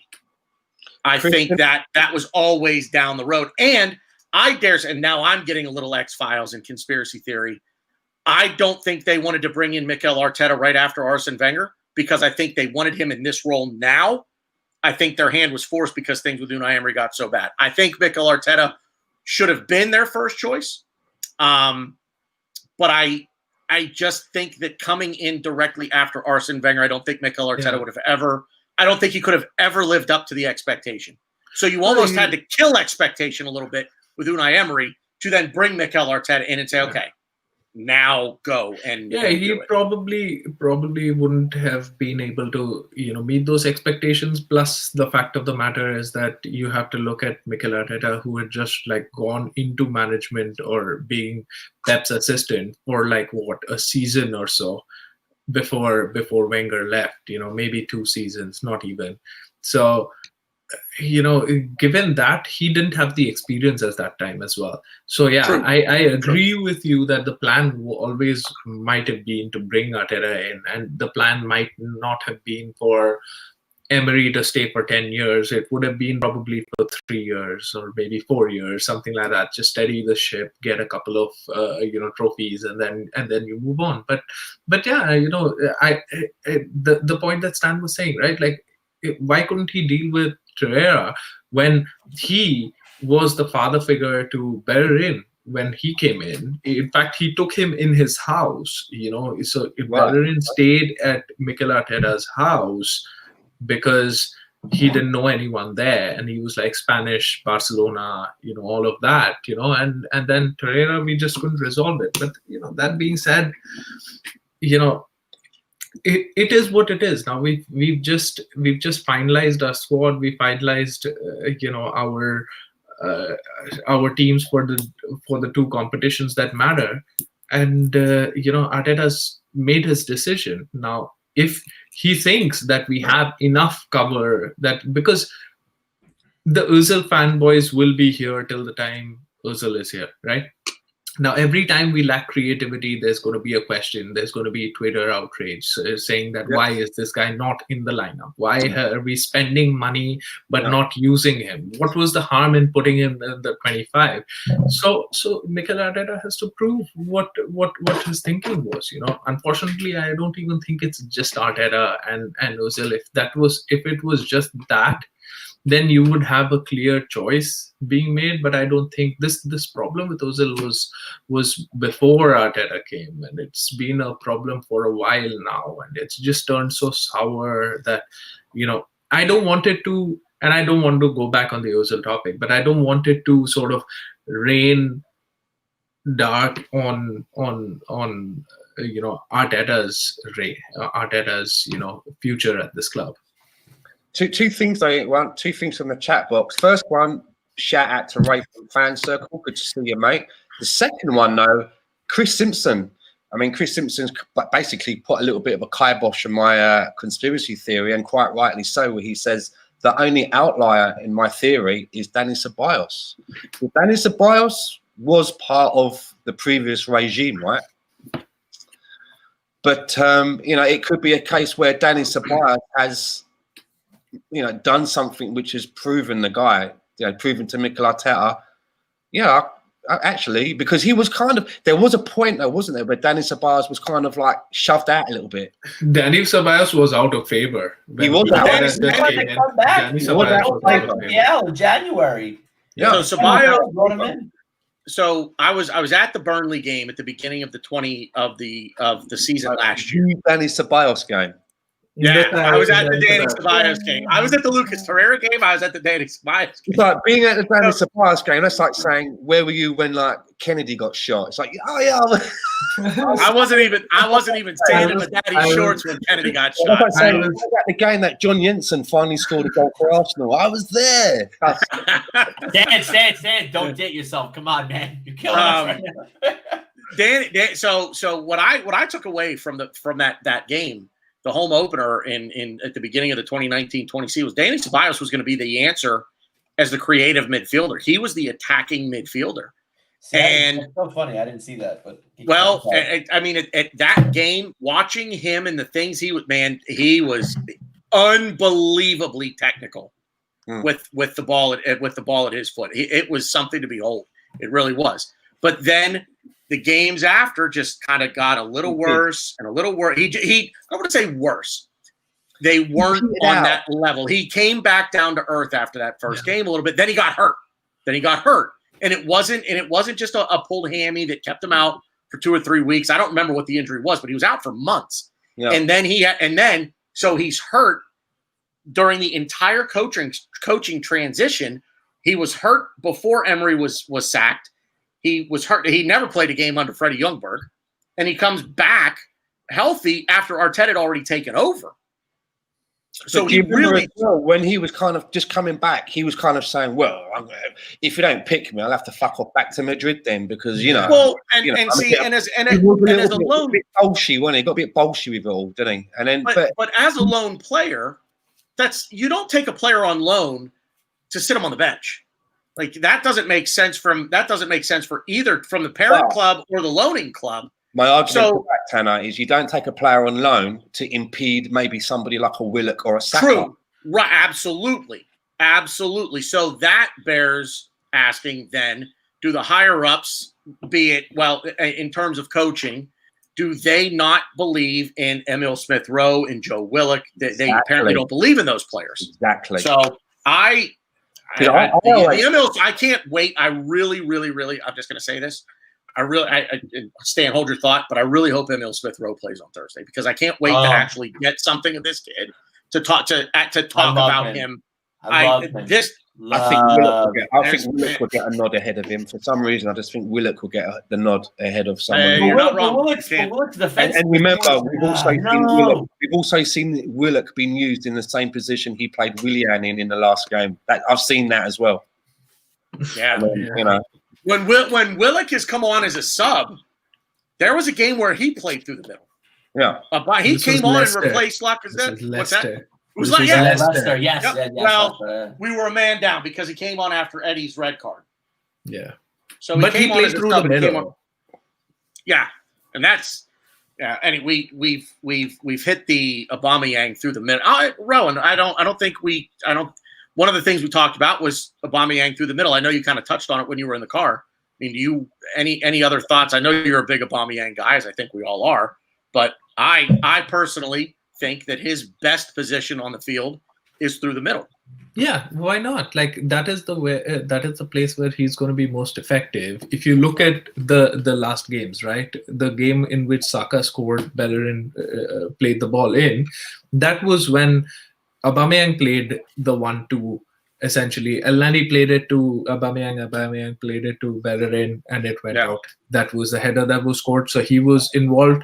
The Saka chance, amongst the two big chances that we had, the Saka chance was again when Aubameyang played that 1-2, when he was playing it through the middle. He's the guy who can tee off the defenders. Who can sort of play in that zone. And we've played him through the left so much that a lot of times these teams have sort of understood, which is why even when against Liverpool he was ineffective, because they knew that Aubameyang's going to play through the left and you have to control him there. So I think that we've got the personnel now. Play Pepe on the right, play Willian or Saka on the left, and play Aubameyang through the middle. He is the goal scorer. He's going to get those chances. He's going to score for us. There's no reason. I mean, I don't even know why. To be honest, I don't know why Lacazette seems to have fallen out of favor a little bit, right? Like the first 3 games. I'm sorry? He scored in every game. Exactly. He scored. He's missed a couple of good chances, but he still scored in every game. He scored in 3 games, the first 3 games. In that 3rd game itself, in which he scored, he missed the chance against Alisson. And then since then, he's been out of the team. I mean, it's okay. If he has to be out of the team, he has to be out of the team. Whatever. Then play Aubameyang through that. But don't experiment with like Willian and stuff. Right. Let me play devil's advocate here. Yes, obviously there's a big shout about Aubameyang starting through the middle, However, if we keep to the same tactics and style of play that we've been using, and we put Aubameyang through the middle, now basically what will happen is that Aubameyang will be playing as a false 9. You see what no, but no. I tell you, go through the middle as like the tip of a Christmas tree kind of a thing, where he's on the end, stuff's coming in. Yeah, but if we put him through the middle with the same kind of tactics that Mikel Arteta is employing, then that's only going to nullify his output, because he'll be coming back nearer to the centre circle to step on their midfielders. He doesn't need to now, because now with Partey, we have someone who can control the midfield, right? A Partey and whoever else. I don't want to name the other guy who it's going to be, because, like, I mean, I know people will be up in arms. The person that I think should be in there, whoever. Let's just think whoever it is. Yeah. Huh? Sorry.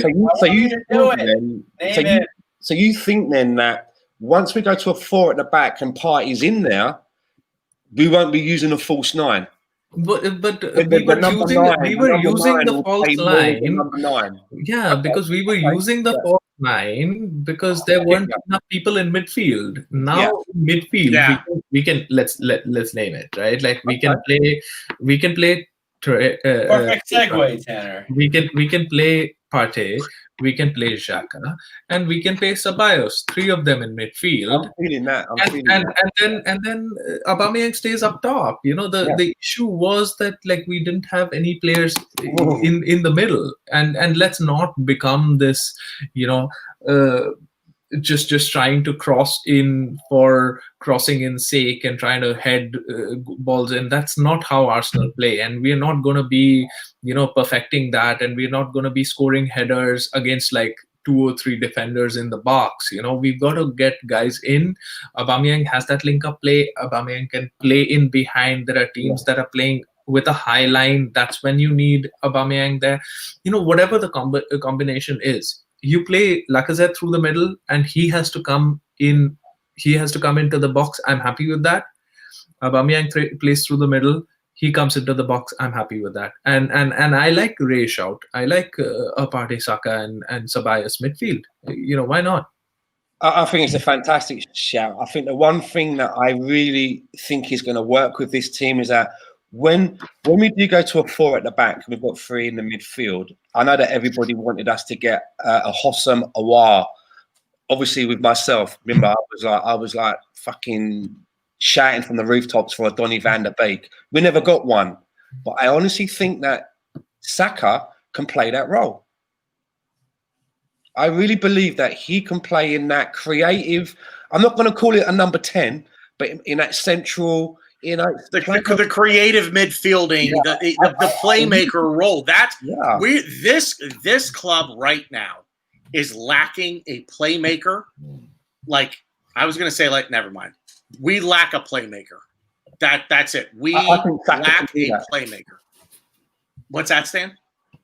I think Xhaka can do that, and I'd love to see, like what Ray said there, a midfield 3. I wonder. Partey the deepest, Ceballos just off of him, and then further up you got Xhaka, and you got 2 out on the wings, man. I mean, ultimately, here's my thinking about it. I kind of gave you. I don't know if anybody noticed it. It's kind of hard to see. I get like a little shimmy. It's what I call a Mufasa moment. If anybody knows what a Mufasa moment is, no. Have you seen the Lion King? I don't want to know. Yeah. Remember when the hyena said Mufasa? Ooh. Say it again. Mufasa. Ooh. That's the Mufasa moment. I had the Mufasa moment thinking about the midfield with Xhaka in it. But I have a different area for Bukayo Saka, because I don't think through the middle as a quote unquote air quotes. This needs to be an emoji, by the way. I totally off top. This needs to be an emoji. Everything, you have an emoji for everything else. Why don't they have the air quotes? Because they've got actual quotes for that. Yeah, but they're not air quotes. It's gotta be like the air. Thank you. Yeah, but if you're air quoting, you just quote it.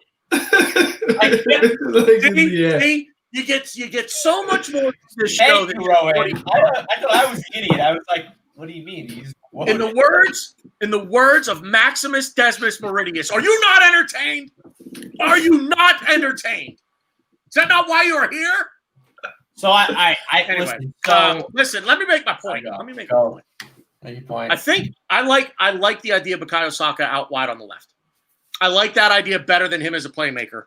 Now, I know he's young. He's only, 19 years old?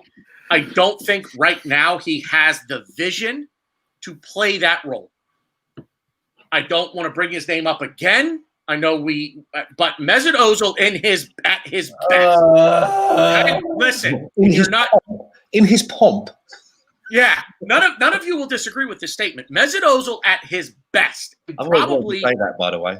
Sorry. And probably his best attribute was his vision, his ability to see things when he's looking over here, but he knows what's happening over here. That can't be taught. You either have that vision or you don't. That's an instinct. I'm not saying it can't be developed, but I don't think Saka has that yet. So I like what Saka does out on the left. So I'm just I like the idea, quite frankly, of a midfield for right now, which is pretty much all we have, is Partey, Xhaka, Ceballos. El Neni will sub in for whoever plays the deepest of those three, which I would imagine. I actually think it should be Xhaka, quite frankly. Yeah. I don't think it should. I think let me ask this. I'm sorry. I'm going. I got like 15 million things floating in my head. Stan, go ahead. Well. I got a question. I want to come back. Stan, go ahead. I have as well. We're good. This is all right. We try to knock off right around. We're at an hour and a half right now, and we always try to knock off. I always think to myself, let's get it to an hour and a half. No, it doesn't happen. It doesn't happen. What we're gonna do when we actually get this show to London, and cheap, quick plug for the Tollington, which is a pub in N7. I think it's N7. We're gonna do a show from the Tollington. That's the goal, and we're just gonna be a day-long thing. We're gonna show up at noon, and we're just gonna go till they turn the lights off. I will be. They turn the lights off. Words. They might turn the lights off on us. I don't know. Well, it's a good job. Well, it's a good job. There's only 4 of us because we're not allowed crowds bigger than 6. But that's another story. Yeah. So here is the thing, though.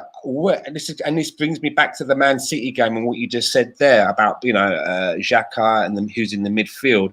When he decided to bring Pepe on, which I didn't think was going to happen, I was very surprised that the player that he took off was Xhaka. Because I'm sure I remember reading a story, in all of the Thomas Partey links over the last couple of months, well, several months actually, are we going to get him, are we not? I remember reading, and I can't remember who by, but, I remember hearing it somewhere in my head that of Partey saying, I'm looking forward to playing with Granit Xhaka. Yep. Which I was like, he did say that, yeah. Like, really? Fucking hell. I know a lot of people. I mean, folks on this panel don't like Granit Xhaka, but there is clearly something there that not one. But I was very surprised that he was the one that came off. And there was another game quite recently where there was another substitution that was made. And I think the substitution made was he brought on Dani Ceballos, and instead of taking off El Neni, which I thought was going to be the one to go, he hooked Xhaka. And again, I had a wry smile on my face because I was saying before that game, I was saying to myself, I'd love to see El Neni and Ceballos together and see how that would work. And I was almost like, fuck me, he was listening. And I thought my house was bugged or something. But I was very surprised that Xhaka is the one that got hooked. And it takes me back to when Mikel Arteta first took over as Arsenal manager, and it might have been on the Arsenal fan circle. And I remember at that time, a lot of people were talking about, who he's going to pick, who his lineup would be. And a lot of people were like, fucking hell, Xhaka. Obviously, all of the stuff that happened at the Palace game and whether he should be playing for us and all of that. And everyone was going, yeah, but Mikel Arteta's come out and he's said publicly, I really love Xhaka. I really, he's this, he's that. He's bigging him up, basically. And I turned around and said, well, what's he fucking supposed to say? Is he supposed to walk in? We've hardly got any midfielders. Is he going to come in and alienate people and say, well, actually, yeah, he's a bag of shit, that Xhaka. Fuck me. Can't wait to fucking give him the Spanish Archer and have him out on his elbow. But he could have treated him like Mesut Ozil. And I said, do you reckon I said on one of the podcasts, I reckon he's putting his arm around him. He's keeping him sweet. And as soon as he has the tools in his bag, he's out. And I said, maybe I'm just like reaching, but that's how I would play. You're not going to alienate anyone when you first come in and you haven't got a lot in that position. You're going to keep people sweet. And I've noticed now, he's the one that's been hooked on a few occasions, and that surprised me. Yeah. I said that in 2018. And I'm thinking to myself, and I said that at the time, I said he either rates Xhaka or he's trolling us big time.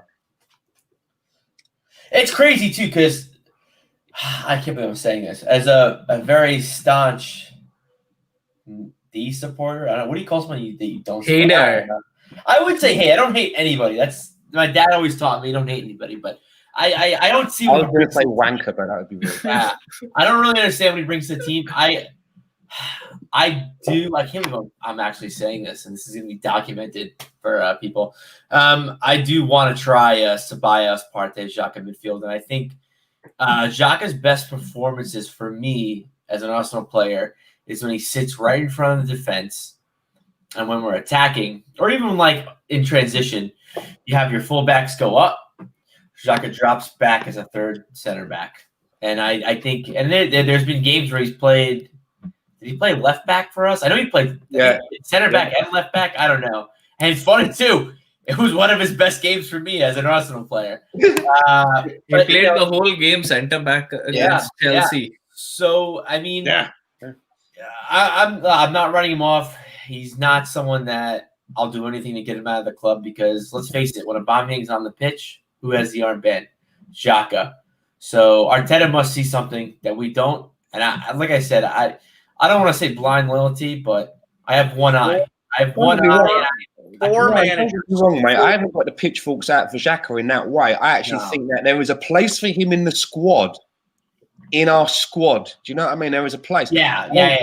I don't think he's a nailed-on starter in our big I know, you know what I'm saying? In an ideal world, for me, if I had to pick a midfield three, it would be Partey in the middle.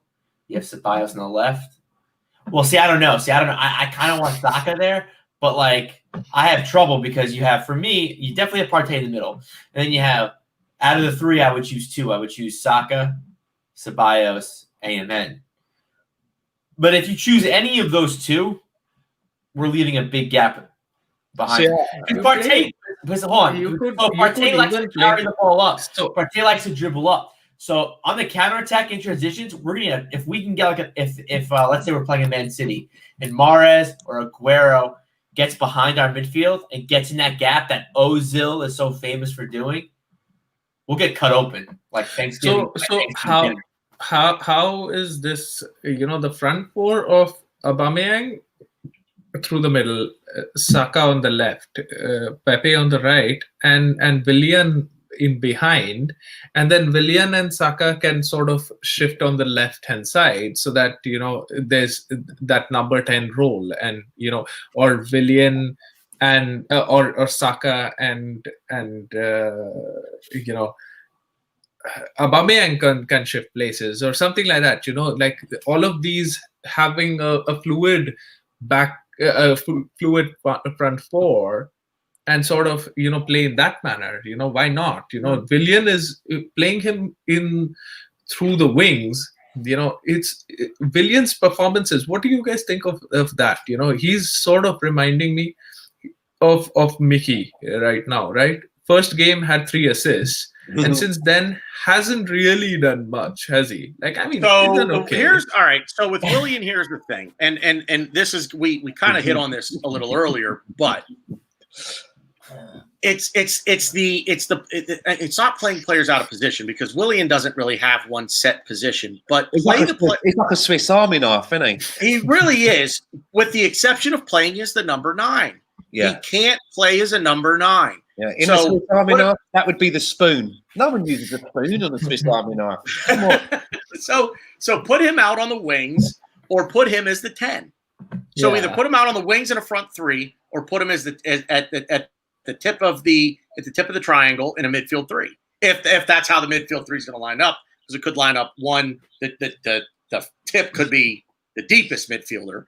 But so if you're going to play, the tip is always the deepest. You know that, Dana. Anyway, not going down that road. Anyway, Willie, there's a spot for Willian here, and my whole thing with Willian is this: where was he most successful at Chelsea? Out on the right. On the right. I don't watch Chelsea. He was on the right. On the right. What is that? Yes, out on the right. Total agreement. So again, but that creates a problem where you have your club record signing is really only going to play out on the right. Although and we've talked about this before. I'd love to see Pepe as the 10. I don't want to say through the middle because it's either the 9 or the 10. I'm curious to see Pepe as a 10, but I don't see Pepe as a playmaker. I see Pepe as a scorer. I don't see how, I go back to, I think it was maybe a season ago, and I remember seeing a lot of people saying, why don't we play Pepe or Lacazette in that 10 role instead of Mesut Ozil? And the thing is, if you're going to be in that role as a 10, you have to have pinpoint passing. Because that's one of the main parts of the game. So you're talking about Pepe, who's like, as Sam coined the phrase, Long John Silver, because he's only got one leg, right? I love that. Like I said about, I know where I was when John Jensen scored or Kennedy. I know I was when I saw Pepe took a shot on his right peg in the 2 games back. He took a shot on his right foot, and I literally rose up off of my sofa, and I was like, I saw that. He took a shot on his right foot because it's the first time. It's like discovering Bigfoot. Yeah, and maybe that's down to Mikel Arteta. Maybe Mikel Arteta is saying, I need you to, do that. But playing him as a 10? Well, he needs to. Mikel Arteta can't pass for toffee. So here's what Pepe's great at. Pepe's great on taking on defenders, cutting into the middle, shooting on his left foot. Here's the problem with all 3 things that I just said. If I know that's what he's good at, every defender playing professional football knows that's what he's going to try to do. So you have to develop. The answer is, right, Aaron Robin made a whole living out of doing it, but he got away with it, and there was an Yeah. Do you know what I'm saying? And what I don't understand is with Pepe, he's a naturally left-footed player. Mm-hmm. So I can't understand where if he's had young coaches coming up as a young lad, and I would say that when you're coaching, you look at strengths and weaknesses. His weakness is right foot. Is the right foot. His other one is, well, if you've got such a guy with a good left foot, why are we constantly playing this guy on the right and making him a one-trick pony by cutting in? If he's such good with his left foot, can he not take the ball up the left wing and cross it in to centre forwards on his left foot? I think you brought this up with Ryan and I last night. I think it was last night. Yeah, offline. Yeah. So eventually, what I would like to see, I got problems. I just want to tell you right now, I got problems. I wake up in the morning, I start to think about the Arsenal. No. The problems that you know about are not safe for public consumption. I have a similar problem, Tanner. I have a similar problem. My missus hates it because I usually wake up with the hump. I wake up, I look at Twitter for 2 minutes. Oh, yeah. Eventually, what you want to be, I think, if I were coaching any team at any level, what I would want to do, I shouldn't say at any level because there's a bit of development at my nephew's age of 9. If I were coaching a club that it's winning, it's putting the players in their best positions, creating a game plan, win. I want a number 10, and I do the air quote thing again, only because the number 10 as the traditional number 10 is going away. I think the modern game is moving away from a traditional number 10. I still want that playmaker in the middle, but I want the playmaker also to be able to score. But on the wings, I want It really goes right to what Stan was saying. I want to cross from one side. I want to attack one-on-one on the other. Pick your poison. How do you defend both? You've got to be able to defend. You've got to be able to defend both. And maybe it's a crazy way to think, but like I said, to me, it's just kind of like a pick your poison. How do you want to die today? Do you want to die by the north side of the blade or the south side of the blade? So I guess my point is I look at our attack, and I think once the midfield is all the way sorted, I think these are going to be options that Mikel Arteta has. You have to be able to beat teams in different ways. That said, I see Tony is in the chat. And one thing that Tony has always said, hi, Tony. Tony's always said that we can't attack through the middle. And he's right. That's a really good point. So on the one hand, if you can cross and be deadly at crossing from one side, the other side, you can be deadly taking on a defender one-on-one, and then you can create through the middle. Again, pick your poison. I turn it over to you, gentlemen. Rowan? No, so, we haven't had a robust midfield, and hence we haven't been attacking through the middle. And now with Partey, I want to see him starting. I don't know if he's going to start on Thursday. Maybe he does. Maybe he gets a few minutes there and sort of is able to gel with the team. Maybe he doesn't, and we'll definitely see him against Leicester. And what we need is a coherent midfield, which can hold up the ball, which can control the midfield, which can feed the ball to the wide areas through the middle, and that's when we're going to start scoring. What was the letdown with Pepe was that he got into one-on-one situations. There were times where he got into one-on-one situations in that City game, and he just couldn't get past the man. He just hit it right at him, And why he isn't playing through the left and crossing is because when he has the free chance to cross it, which is through a corner, he hits the first man. Yeah. He's not able to. Like, we need to check the receipt on this guy. He's 72 million. Like, imagine what he would have been if he could play with 2 feet. This what is this guy about? And I think that he can come good, but that's his position. We have to give him the ball up top near the box so that he can go in the box where they can't foul him, and then he has the close control to come in, and everybody knows that he's going to whip it in, but maybe he's going to be good enough that he'll do it anyway. Can I just say, Ryan, you come out with the best comment of the night, man. We've got to check the receipt on this guy. I love that. Love that. You know what I mean? We ain't getting a refund. We ain't getting a refund. We're going to get a store credit note at best so that we can spend money in the same store. Great comment here. Worldwide pandemic called man flu.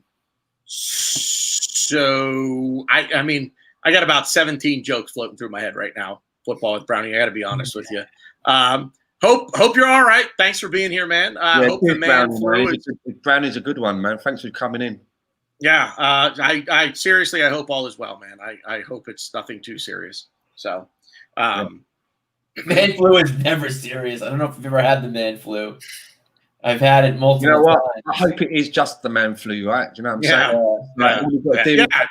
That's what I have. Take a lemon sip, some chicken soup, some TLC from your partner. Happy days. Right. All right. So I think Rowan, you brought something up here. Thomas Partey.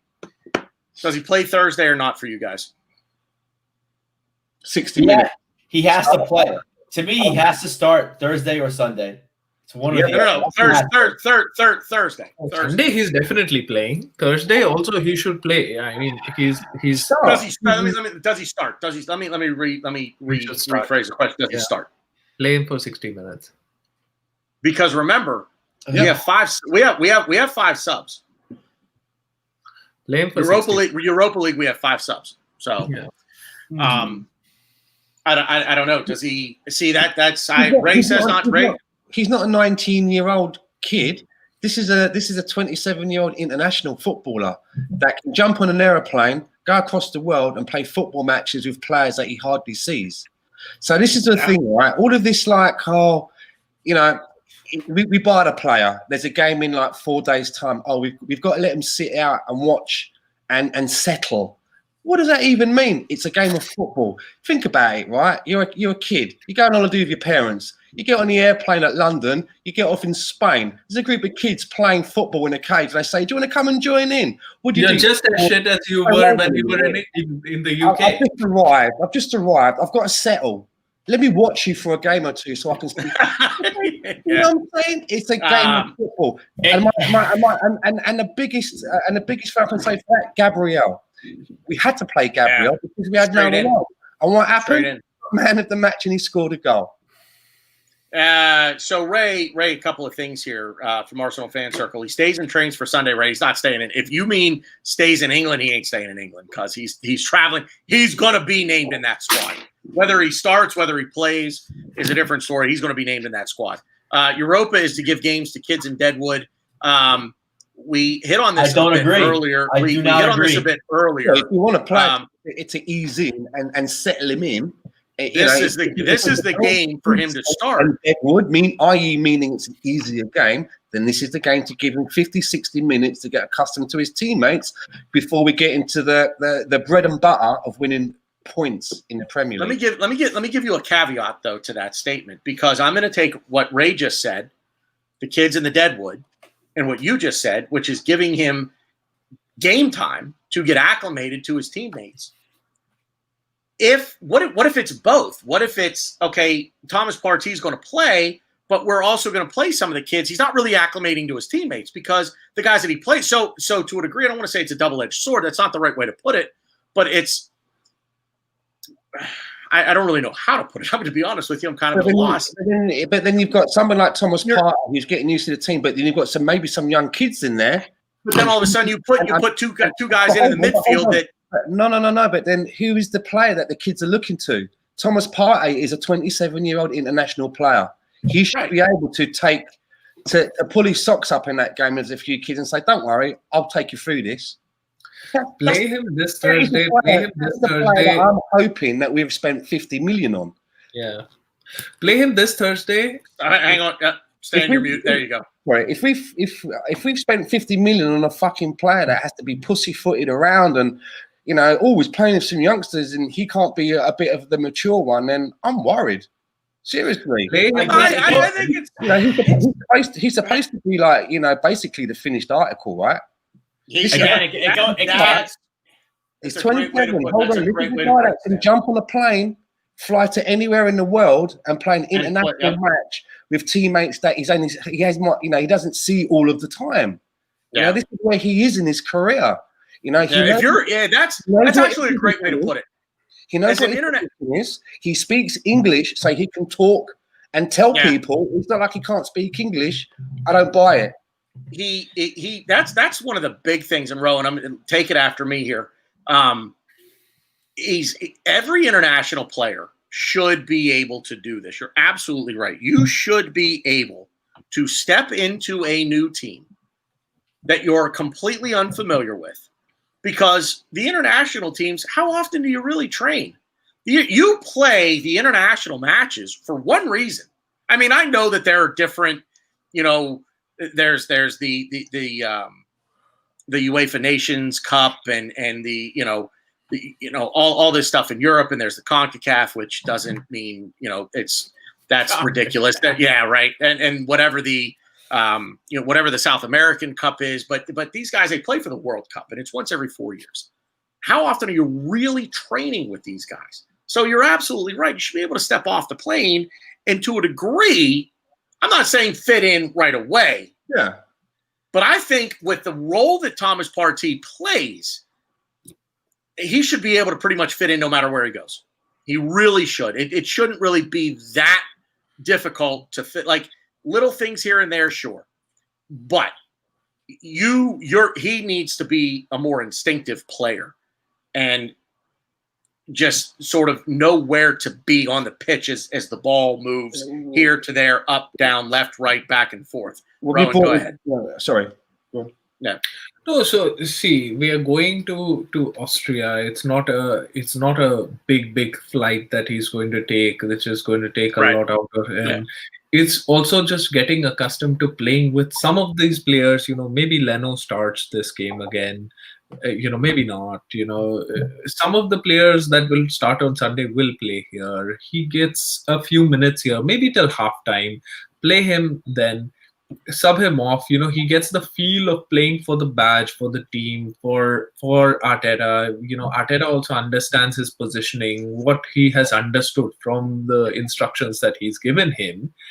Hook him off, play him on Sunday, rest him next week, and play him against next midweek, and then play him against Manchester United. And this the only reason to play him in the Europa is to just understand whether he has understood the positioning and the instructions, etc., or not, and which he should. If he hasn't, it's a problem, because he's 27 years old. He's an experienced player. He's played in the Champions League for many years. He's a world beater. He's our star. Partey time and all of that. So what we need is just to make sure that he's understood everything and we're good to go. Yeah. Again, it goes back to what I said. Does Arteta want to make a statement on Thursday? Because I'll ask you guys. I know we've talked. I'm sure we've talked this multiple times. And again, it's a chat. Tell me what you want to do. Would you rather win the Europa League, get a trophy, go to Champions League, or get top 4 in the Premier League? For me, I want to win Europa. I want the trophy. I want to go to Champions. I want to go to Champions League with a piece of metal that says, "Hey, mommy, I did it. Yeah, I got this trophy." Agreed. And the thing with top 4, hold on, I'm gonna say it. Sorry. The thing with top 4, especially with the Premier League this season, and we saw it this very week, Southampton, Chelsea. Chelsea was manhandling Southampton. What happened? 3-3, 2-2. Who cares? I don't know. Hang on. Wait, Ryan. Ryan, hold your thought. Just real quick, and everybody in the chat box, join along with us because it was so Spursy. Everybody laugh at the Scott.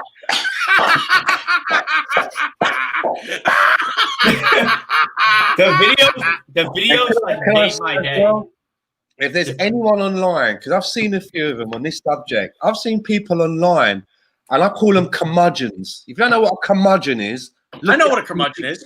Look it up in the dictionary. But I've seen curmudgeons online giving it, Arsenal fans, they will laugh at our rivals getting fucked up.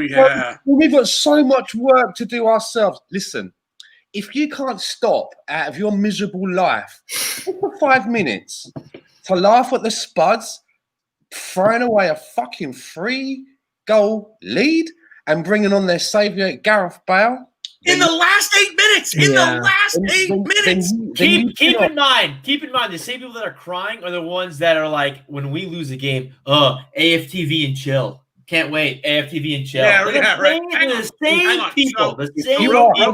You are that guy. You don't have a heart pumping blood in your body. You've got a lump of coal. Hang on, real quick. So it is all about that right there. It's all about that for me, right there. That's what it's all about. A not so distant second. It's distant, but it's not so distant. Is that lot up the street losing? Or they didn't lose. Even any rivals lose like that, I'm gonna laugh. No, it's this is where you and I are talking about a title charge for Tottenham. Problems. Man City, maybe this could be. We're back. Tottenham back. We're back. Can I tell a real quick story? Will you guys humor me? Let me tell a real quick story. So we said in our very first episode, we just sort of we talked a little bit about ourselves, how we became Arsenal fans, and so on and so forth. And my grandfather has played a very large role in me becoming an Arsenal supporter. And it's very funny because ever since the pandemic hit and Premier League, so Bundesliga, I think, was actually the first like real professional sport to come back after everything shut down. But that being said, of the 4 major North American sports and Premier League was the first sport to return to action. So my grandfather, who really, again, not an Arsenal fan, not a soccer fan, football fan, whatever you want to call it, it's just not his thing. But he started watching. He started asking, hey, when are they playing? Because there's nothing else on TV. I'm sick of watching reruns of Gunsmoke and Bonanza. My grandfather loves Westerns. But, sick of watching Gunsmoke and Bonanza. When are they playing? I'll watch. And he started watching. So now all of a sudden, mostly for my sake, and it gives he and I something to talk about, he's paying a bit of attention. And as we've talked over the past few months during the lockdown and everything, he understands that the scum are the scum of the earth to me. So he knows that when they lose or when they do what they did on Sunday, that's going to make me happy. He called me on Sunday after West Ham leveled that game, and I answered the phone, and I was just laughing. I was giggling. And he said, yeah, that was one hell of a goal, wasn't it? Talking about the Lanzini goal. He knows. He knows. I had to tell that story. I'm sorry. But he knows what, it's a loss. I know they got a point out of it, but it's a loss. Yeah. And to be fair, too, it could have been. West Ham could have did that against any team. I don't care, any other team. That Lanzini goal is goal of the season. I don't know how it gets beat. Tremendous goal. I don't know how it gets beat. But Lanzini's done it to him before. They remember that 2 or 3 seasons ago. And I remember this. I remember watching there with a Tottenham guy. I'm not going to mention his name. I know who he is, but he does videos, and he was like Lanzini. I'll never forget that.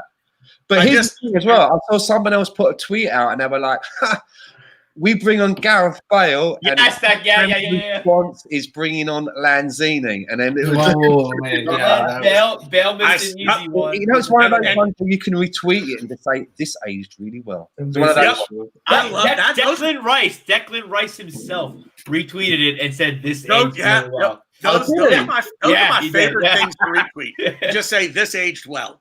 That's it. Sam, I just because any chance I get to make this reference, I absolutely love. But yep, absolutely. So you notice how if you look like from an overhead view of their new stadium, it looks like a toilet bowl, and every time they play a home game, it fills up with shit. So yep. I understand as well that there is an actual stat that this is a record in the Premier League for giving away a 3-goal lead in the time frame. Yep. They gave it was literally like they're setting records, mate. There'll probably be a DVD and a documentary on Amazon Prime about setting this record next season. You know what there won't be? Hang on, Stan. You know what there won't be though? Trophies. A trophy. So you just reminded me. I'm sorry. Just what you said a few moments ago, and it was a question, and I forgot it, and you just reminded me, and I'd like to ask you guys and everyone in the chat. So you've got a choice of coming 3rd in the Premier League, or you've got an opportunity of winning of finishing 5th, but winning the Europa League. What would you take? I'll take the Europa League. The higher league place? No, I'll take the Europa League.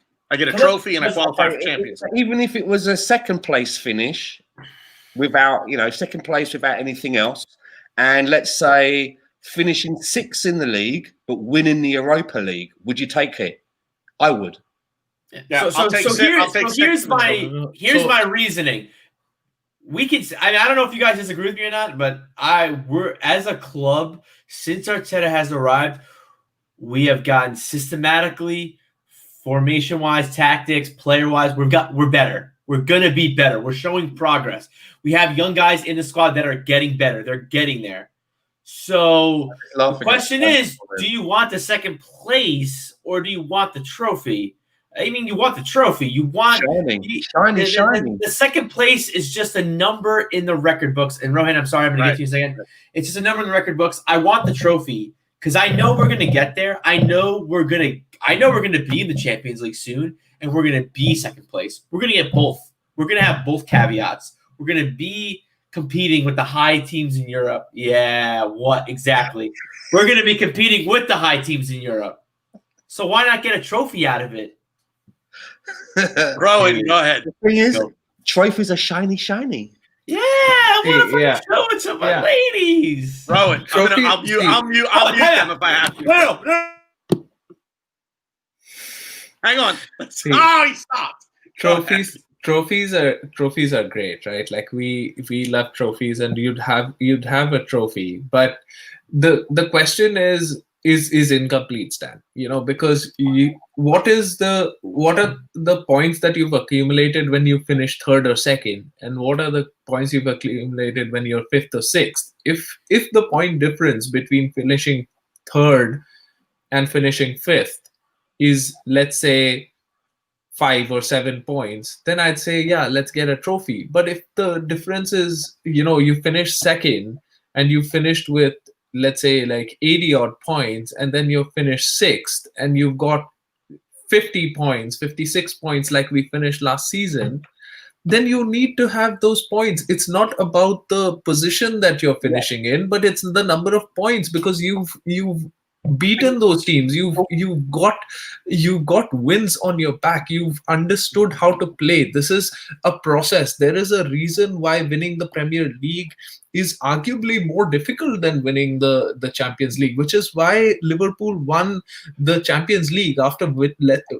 losing more games than they could win the Premier League. They lost just one game and they couldn't win the Premier League, the season before last one.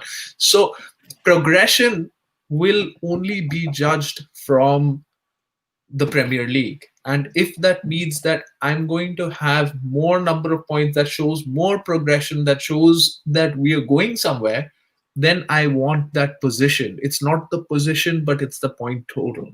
But that's what I was trying to say earlier. I said to you guys, we can all agree we've gotten better. All of us can agree since our test game live, we've gotten better. We're getting better. How have we got? We finished with 56 points last season. Okay, devil's advocate though, right? We finished with 56 points.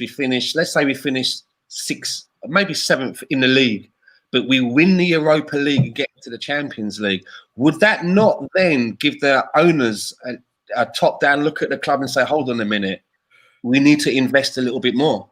We've got back into we're now in the Champions League, but we finished 6th or 7th in the Premier League. We need better players. We need, reinforcements. And listen, I don't want to put words in any of you guys' mouths, because I don't really. My memory blows. I smoke too much weed. No, I really don't. But I think we were on Ray's show. Shout out to Arsenal Fan Circle. I think we were on Ray's show, and I posed the question of, oh wow, see, I already forgot what I was saying as I was saying this. Oh fuck. In the words of Stone Cold Steve Austin, what? I did that whole speech and I already forgot what I was saying. I forgot what I was saying. You know what happens, Ryan? You know what happens when you're in the middle of a thought and you completely lose your train of thought? You know what happens when you forget what it was that you were going to say? You know what happens? Fire. No. See, he thought I was going to put him on the list. I don't have it.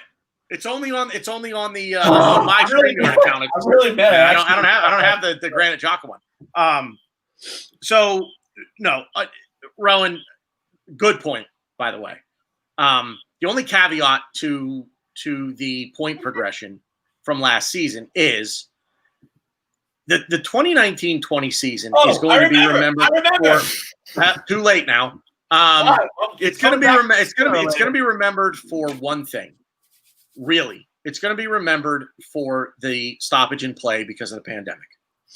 So for Arsenal, when you look at, we started the season with one coach. We went through a run of 4 games with a caretaker manager, and then hired a new manager who managed 10 games, then got completely shut down by a pandemic, and then had to come back and manage another 10 games. So the point progression thing in any other normal season is the only point that I would disagree with you on. is just because of the absolute. We'll never see this again. So we're not talking about last season. Now we're talking about this season. Would you rather finish second or third, or would you finish fifth or sixth and win the Europa League? Winning the Europa League is great, but I want to see progression, and progression is not just based on last season. It's we cannot finish with like 60 odd points. We need to have 75 points at least. And if we do better with the squad that we have, which is inadequate, it will somehow convince the board that we don't need as much reinforcements. Do you know what I'm getting at? That's what they're like. I brought up that point at the end for pinching fuck bags and tight. They're tight.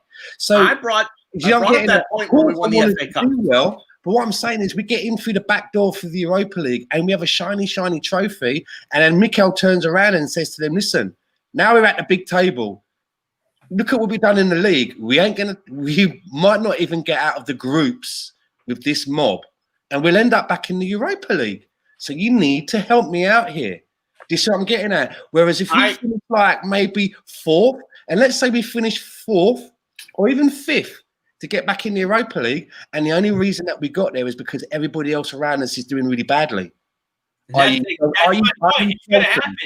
Yeah, are you Chelsea? Are you Man United? These are two examples which allow us to do better. We have the kind of management that don't want to look at it like that. They'd be like, oh, we finished here. We're not doing too badly. Happy days. I want trophies. Let's extend David Luiz by another year. That would work out nicely for us. To be fair, No. That's what they will do. So don't get me wrong, I don't want us to lose games. I'm never one of those that's like, if we lose games, we'll get rid of that shit manager. I've never done that. But I would rather us finished in that way, shiny trophy, back at the top table, and now we have an emphasis. We have an emphasis for them to say, you want us to maintain this? Look at what we finished in the league. We didn't make it. We've done good in the cups. You got to help us out here. And I think that would be a good emphasis for Stan to dig in his pockets even more, or for us to make better signings. Wait, you're going to dig in your pockets? I'm in. So what I want to say is, I agree. I think it's harder to win the Premier League than it is the. It's infinitely harder to win to win your domestic league than it is to win. But it's hard, and I you guys could probably disagree with me. Go for it. I don't give a fuck. I think it's harder to win the Europa League than it will be to finish third or fourth in this league right now. You have teams constantly dropping points. You have teams constantly bottling it. Example, you have two teams this week that bottled it. There's gonna be weeks where teams are just gonna throw points that way. So that is why position does not matter. It's the points total. It's the points total. No. I never said the position is important. I said the points total is important. You did, but I don't care. With all due respect, I don't care. I want the trophy because and this is kind of what I was going back to with the whole Ray thing. I remember saying on Ray's channel, I do not expect us to be good this season. And I don't remember any of you guys disagree with me. Not saying you guys agreed with me. No, I didn't disagree. You guys did not disagree with me. No. I said we're not going to be a good team. People need to stop having these expectations of just because we're a Big Six club and we're Arsenal Football Club that we're going to be a good team year after year. We're not. We're in rebuild. We're going to be moving pieces around like the sliding puzzle. So we're not going to be good.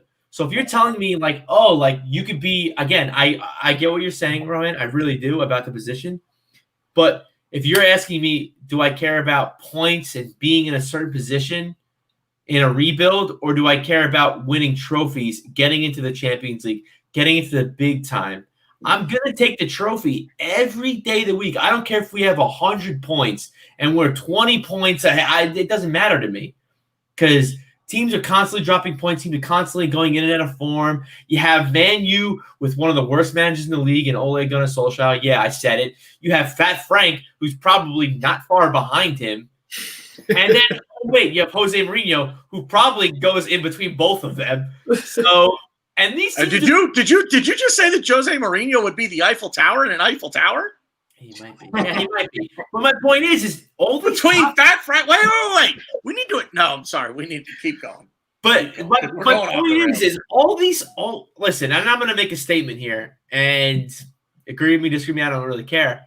Arsenal Football Club this season are the best coached team in the Premier League. So with that being said, yeah, I'm going there. I said that. So with that being said, you're saying that. Whoa. Let me just rewind. Go. Rewind selector. So you're telling you think that we're talking like Klopp and Pep? Yeah, I do. I again, my opinion. I think we're the best coach team in the Premier League. So Okay. with that being said, I don't. And again, if that's how you feel, Ryan, more power to you. But I don't care if we go 20 points above Fat Frank. I don't care. Well, listen, I do care if we finish above. He's not even that fat, though. My missus is like, my missus is like, what do you call him, Fat Frank? He's not fat. Frank. Well, so for me, the name Frank resonates me in two ways. Either you're Fat Frank or you're Frank the Tank. And he's definitely not Frank the Tank. So he's Fat Frank. But anyway, so like I said, the way I see it, I mean, obviously, bar the Van Dijk injury, which may shake things up a little bit.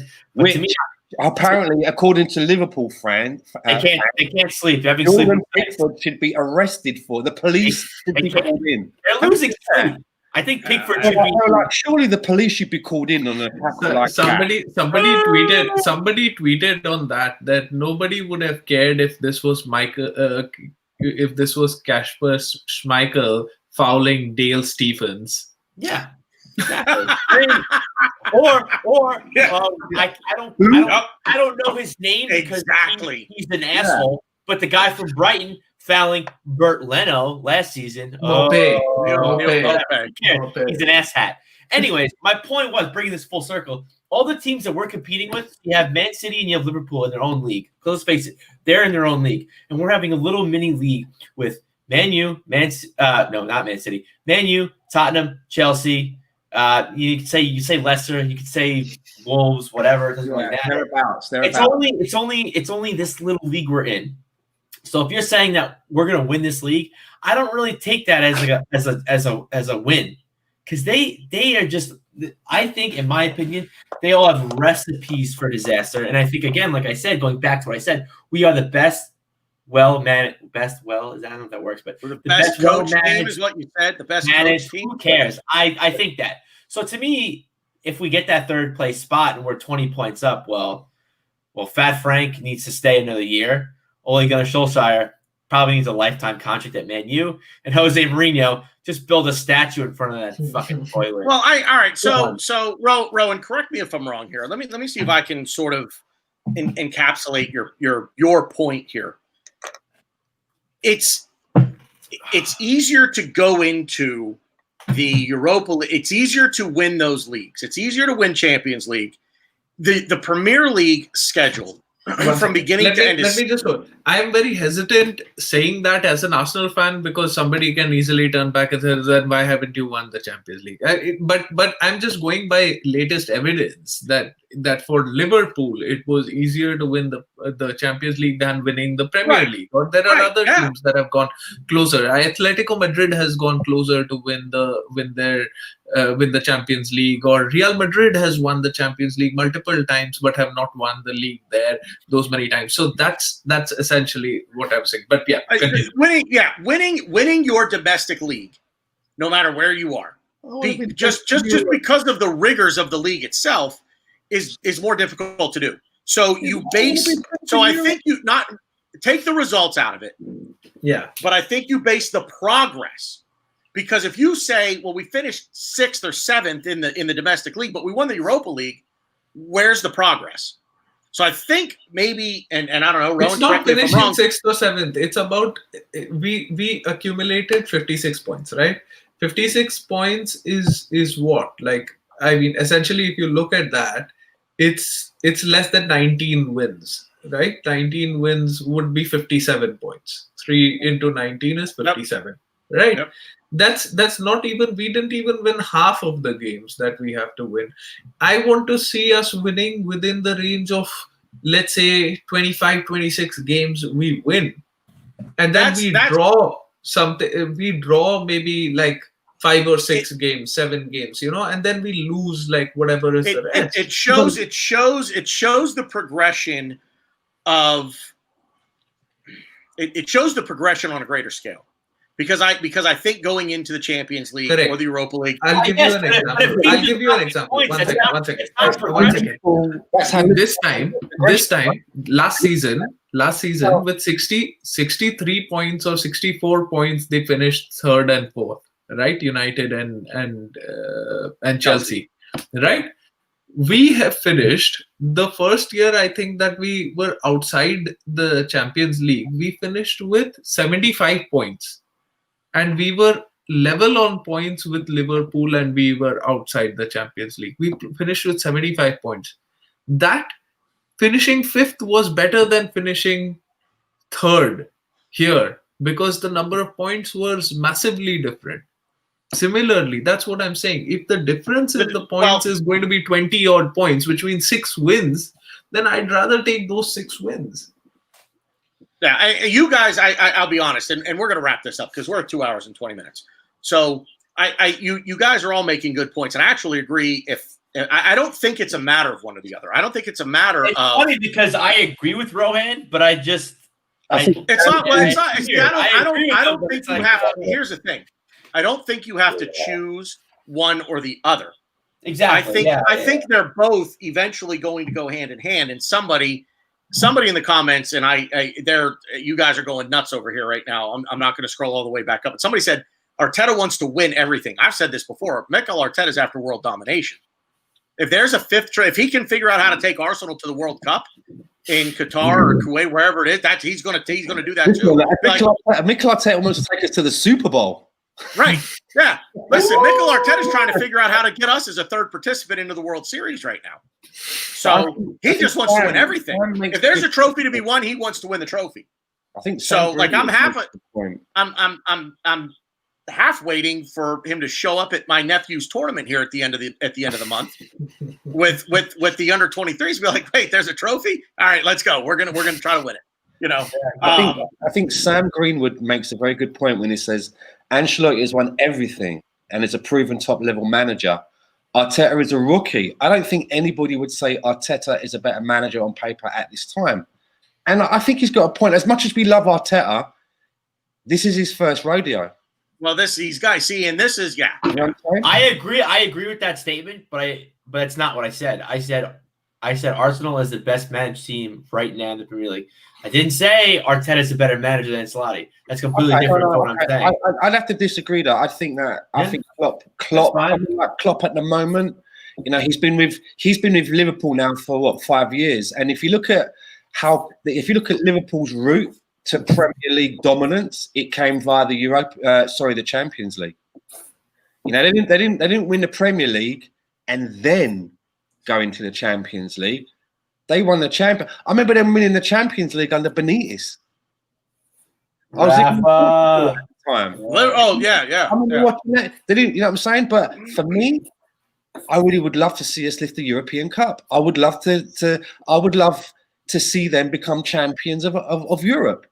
And let's face it, I am biased.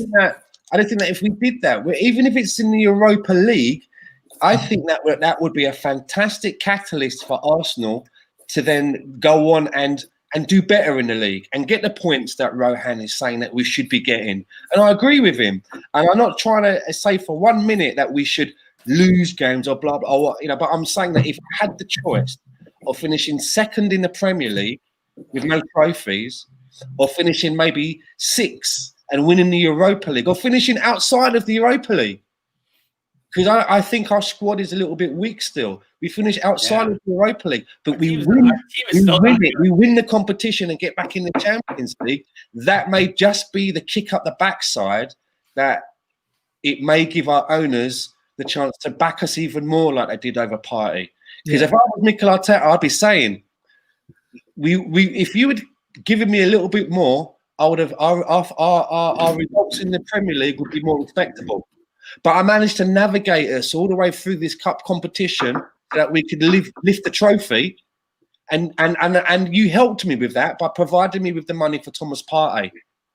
Now that we're back at, hold on. Now that we're back at the big table, now that we're back at that big table with the big boys, all I'm going to ask you is back me a little bit more, because the last thing that we want to have, the last thing we need now is to drop out after the group stage and not qualify again in the league. Yeah. So safeguard that. Give me the safety net. Help me bring in a few more that will help us. You know what I'm saying? That's what I'm saying. So I just have a couple of points here, and then I think from my side I'll be done on this. But one is that never should we prioritize the Europa League over the league, because that's what we did under Emery in the first round, and we missed out on the Champions League. Europa League is a one-off game. There is no certainty whether you're going to win or not. And that's what we did. We had an easy route. We just needed one more win from the 6 games that we played, and we bottled it, So that is why, first of all, Premier League, bread and butter, So that is what we should. And the second thing is that if there's a reason why we would finish with lesser points, with let's say 56 points again this season, right? Because our team wouldn't be good enough. If our team finishes with 80 points this season, it shows that with a couple of additions, we can maybe challenge for the league next season. But if we finish with 56 again this season, our team is that just says that our team is not good enough. Then 1 or 2 changes will not make us champions, or will not make us challenge for the title. And if we aren't going to challenge for the title again, it's the same position that we are in right now. I want to see that progression. I want to see that we are touching distance. We just need that 1 or 2 extra players and we can win it. And finishing 6th with 56 points is not going to show that. That's the point. But you just answered I would hope Stan's question too. Like, we're not good enough, and me and Stan are saying we don't have. We are not good enough right now. But finishing 6th or 8th and finishing with like 60 points means that we are further away than what we would be if we finish with 80 points. Which means 60 and 80 have a 7 game difference between them. So I'm gonna make 2 points real quick, and then I'm done. One, I'm not even gonna try to pronounce this guy's name. It's a bunch of letters, SHGV, whatever. There's no vowel. There's no vowel. No vowels. So I'm going to call you no vowels. No vowels. He says, but why prioritize one or the other? And I'm not saying let's prioritize the Europa League. that's not what I'm saying. The question was, do you want the Europa League trophy, or do you want to get into the Champions League spots? That's the question. It's not what do you prioritize. That's not what I'm saying. I'm not exactly the same. And I guess maybe this thing's deeper than you guys. I'm not going to speak to you guys. I don't know. But I went, shout out to the New Haven Gooners. I was at the pub watching the game at Christie's, and I watched us get dismantled by Chelsea. And I don't think I've ever been that upset after a game. I want to rectify that. And to me, rectifying that is winning the trophy, not finishing top 4. I couldn't tell you how upset I don't want to get into the whole thing, but I got really fucking drunk after that game. I was so annoyed. There was a bunch of things, obviously. I was very anti-Czech. I didn't want Czech to start. I wanted Leonard to start. We decided to start Czech. I think he actually was the reason why they scored one of the goals. Again, I don't want to review the game, but you're going to. I'm not. All I'm going to say is I had a lot riding on the game, not money-wise or anything like that, but I just had a lot riding on the game, and I was very emotionally invested. Besides being an Arsenal fan, I was very emotionally invested because I'm a big Bert Leno fan, and everyone should know that by now. And it stings losing the way we do, and to have Giroud on the Chelsea bus say "fuck Arsenal." You damn right I want to win that trophy. I don't care about top 4 in the Premier League. I want to win that trophy and shove it right back in Giroud's face. And again, that's my bias. But at the end of the day, and we're done after this. So Stan, real quick, I'm going to give you 30 seconds if you want a final word. Go. Yeah, I want to say right now, I agree 100% with Rohan. All I was saying that given those 2 outcomes, the 2 outcomes, I would prefer the outcome that I said, because I think in the long term Right. it will benefit us from our investors. But I agree with Rohan 100%. The Premier League is your bread and butter, and you should be going always all out to do as best as you can. At the end of the day, I think we really were arguing apples and oranges.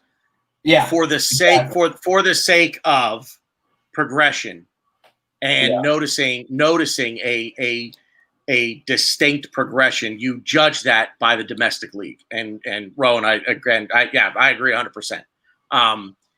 In the original question posed, would I rather finish second in the league or finish fifth and win Europa League? The outcome of both is the same in terms of qualifying for Champions League. The difference is the trophy. So I'll take fifth with the trophy. That being said, to Rowan's point, I would hope that we've seen an improvement in the domestic league. If we finish fifth, that simply means that the four clubs that finished above us made improvements to their squad as well, and we're not there yet. So there's still work to be done on that front. I think we're arguing apples and oranges here. I think at the end of the day, we're all in agreement. I really do. I think we're all in agreement. As you know, it was just a little bit of confusion in the question posed and things like that. So everybody watching live right now, thank you guys all so much. TD Shifts, thank you for the super chats, man. Really appreciate that. Everybody in the chat box, thanks guys for getting involved. Really appreciate that. Everybody that watches on replay, listens to us on iTunes, Spotify. If you just get the audio version of that, really appreciate it as well. Thank you guys so much. You're what makes this show. Again, want to mention the sponsors, Manscaped. It's manscaped.com. At checkout, enter the code SAMEOLD, all one word, SAMEOLD. You'll get 20% off your order, plus free shipping, as well as the West Cork Beard Company. I'm sorry I don't have their spot to play, but it is West Cork Beard Company.ie, or just Google West Cork Beard Company. I'm sure they will come up. So give them a look. And the Gooner Spot, or the Gunner, the Gooner Spot. Mike, you're welcome. The Gooners app, or the Gunners app. I think it's No, Mike, you're not welcome. I don't think I won anything from the raffle, so I'm extremely upset. I wanted to win stuff. I spread my seed all over the things. I didn't win anything. So anyway, I'm going to mute him. I just want to say big love to all of our people that are watching us live in the chat box, and those that are listening without being in the chat box from Europe. I know there's a few of you in there. Oh my Lord! You guys are getting up. Should be in bed. Sam Greenwood's watching us from Norway, for fuck's sake. That guy should be in bed. Man. This is a very hour for him. So thank you very much for hanging in there with us. It's much appreciated. Thank you very much. Darren, I know, is in Wales. So Darren, for watching. Thank you guys. Much appreciated. Thank you. Yeah, we're going to get out of here. Good footy talk as always, guys. What do you say we do it again next week? If my other leg doesn't pop, I'm good. Gentlemen, always good footy talk. And thanks again, everybody in the chat, everybody watching on replay, listening. Big off Australia, shifts. You guys are great. Appreciate it. Good footy talk. We'll see you out.